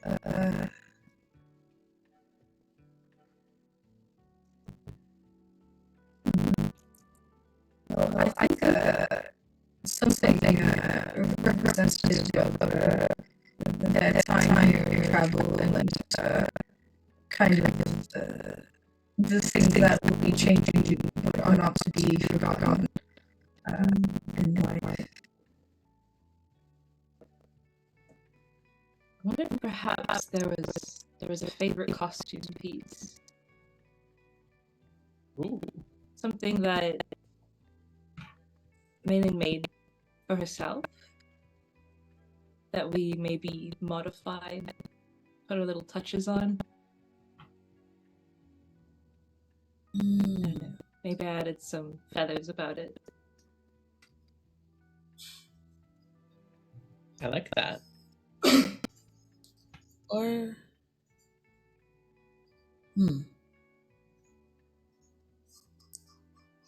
I think with the costume piece, is it a piece of clothing or more accessory like? I don't know. It might be like more useful if it was like actual clothing, but I don't know if we want it to be useful or just something, a token. Or I feel like like wreaths, right? Oh, sorry. Go ahead. you go. Your idea is better than mine. Go. So how wreaths are symbolically like an everlasting thing, right? Like it symbolizes everlasting stuff. So I was thinking that our gift from the circus, the carnival, is a wreath filled with all the symbols of good wishes and luck from everyone in the circus for the brides. So it could be like filled with seeds that would grow around the wreath. It could be filled with like strips of cloth from their time, like the other circuses members' time together, just weaved in and out in the wreath. Oh, that'd be so lovely. Like a Something little like bit of Love that. her favorite ribbon, a little bit Mhm. of Yeah. Yeah. buttons from different costumes, feathers. Yes. Ah, Yes. it's so sweet. Maybe some roses, some fabric Yeah. roses thrown in. Yeah. Mm-hmm. Wonderful. Yeah, I think. So, Oh, please. if Gento suggests this while kind of like trying to pretend like they haven't had a drink or two.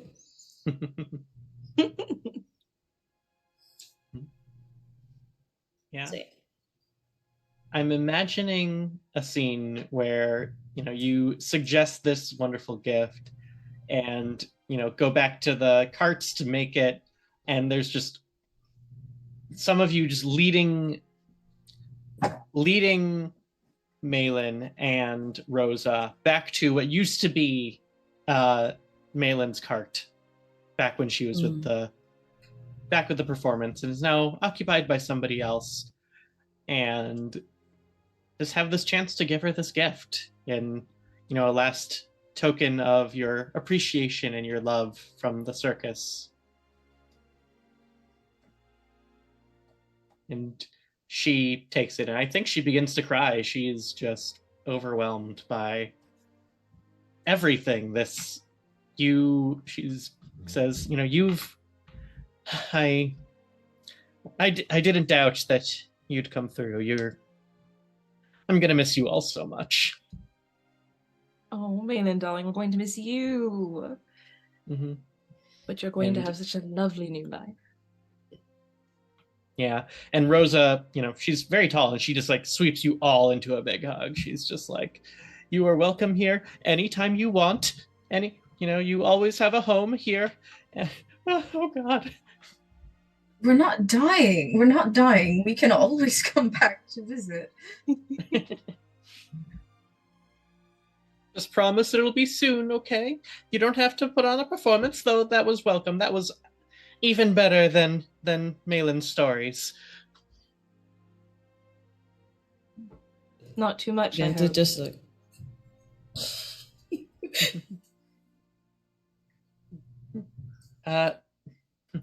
Too much. No. Of course not. Gento just like says really softly towards them that even if you have a new life together and it's gonna be a wonderful life, it doesn't really mean that people that you've gone through in the past are left in the past. You just like gotta keep in touch. So like letters, updates, all of that.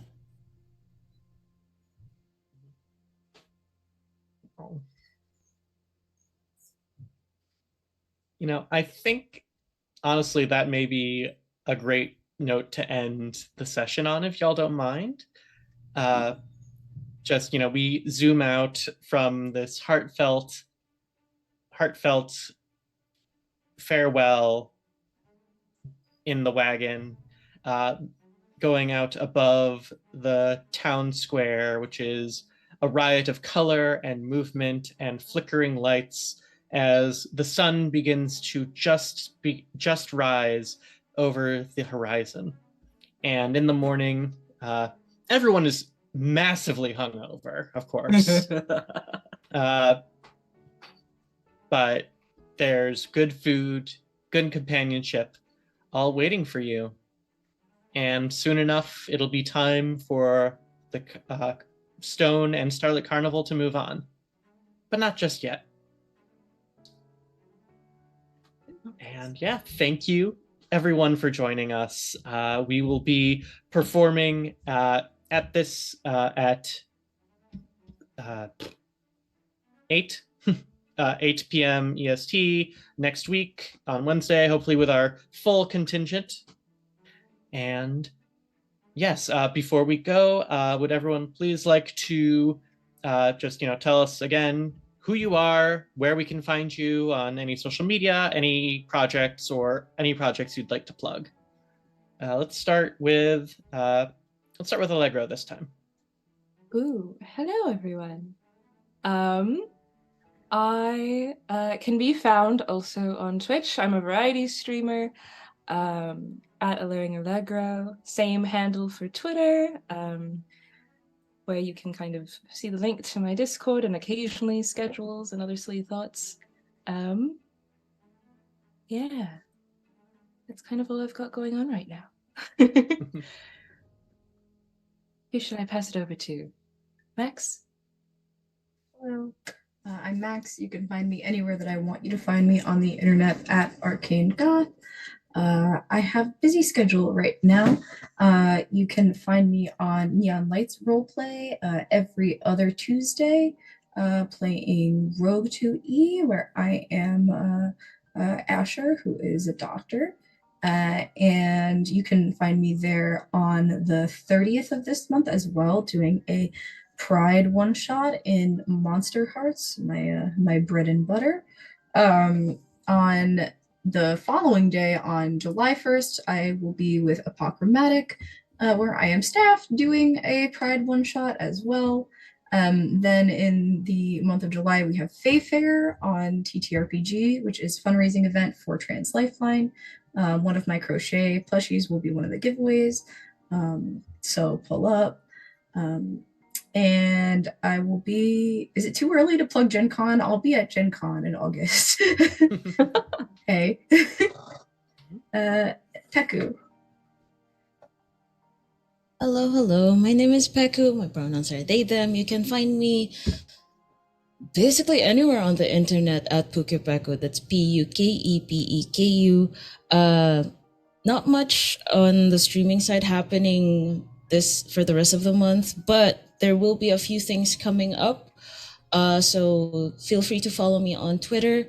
And then I'm also currently on hiatus from streaming, but I'll be going back. More details on that on my Twitter as well. And last but not the least, I'm also currently a producer for a friend's student film.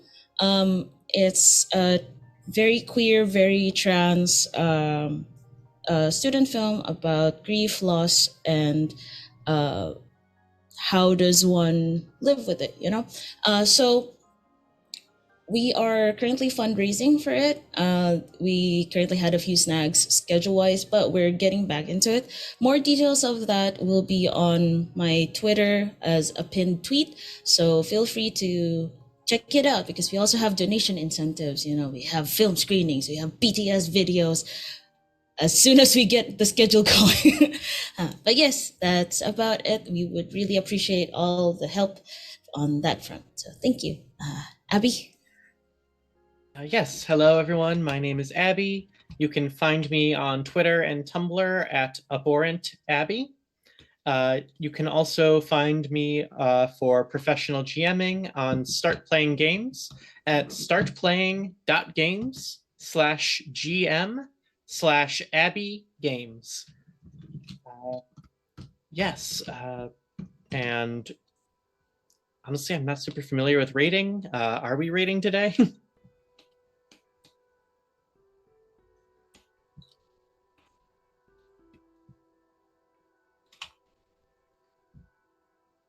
All right, we're going to be raiding over to Perception Studio if you'd like to join us there.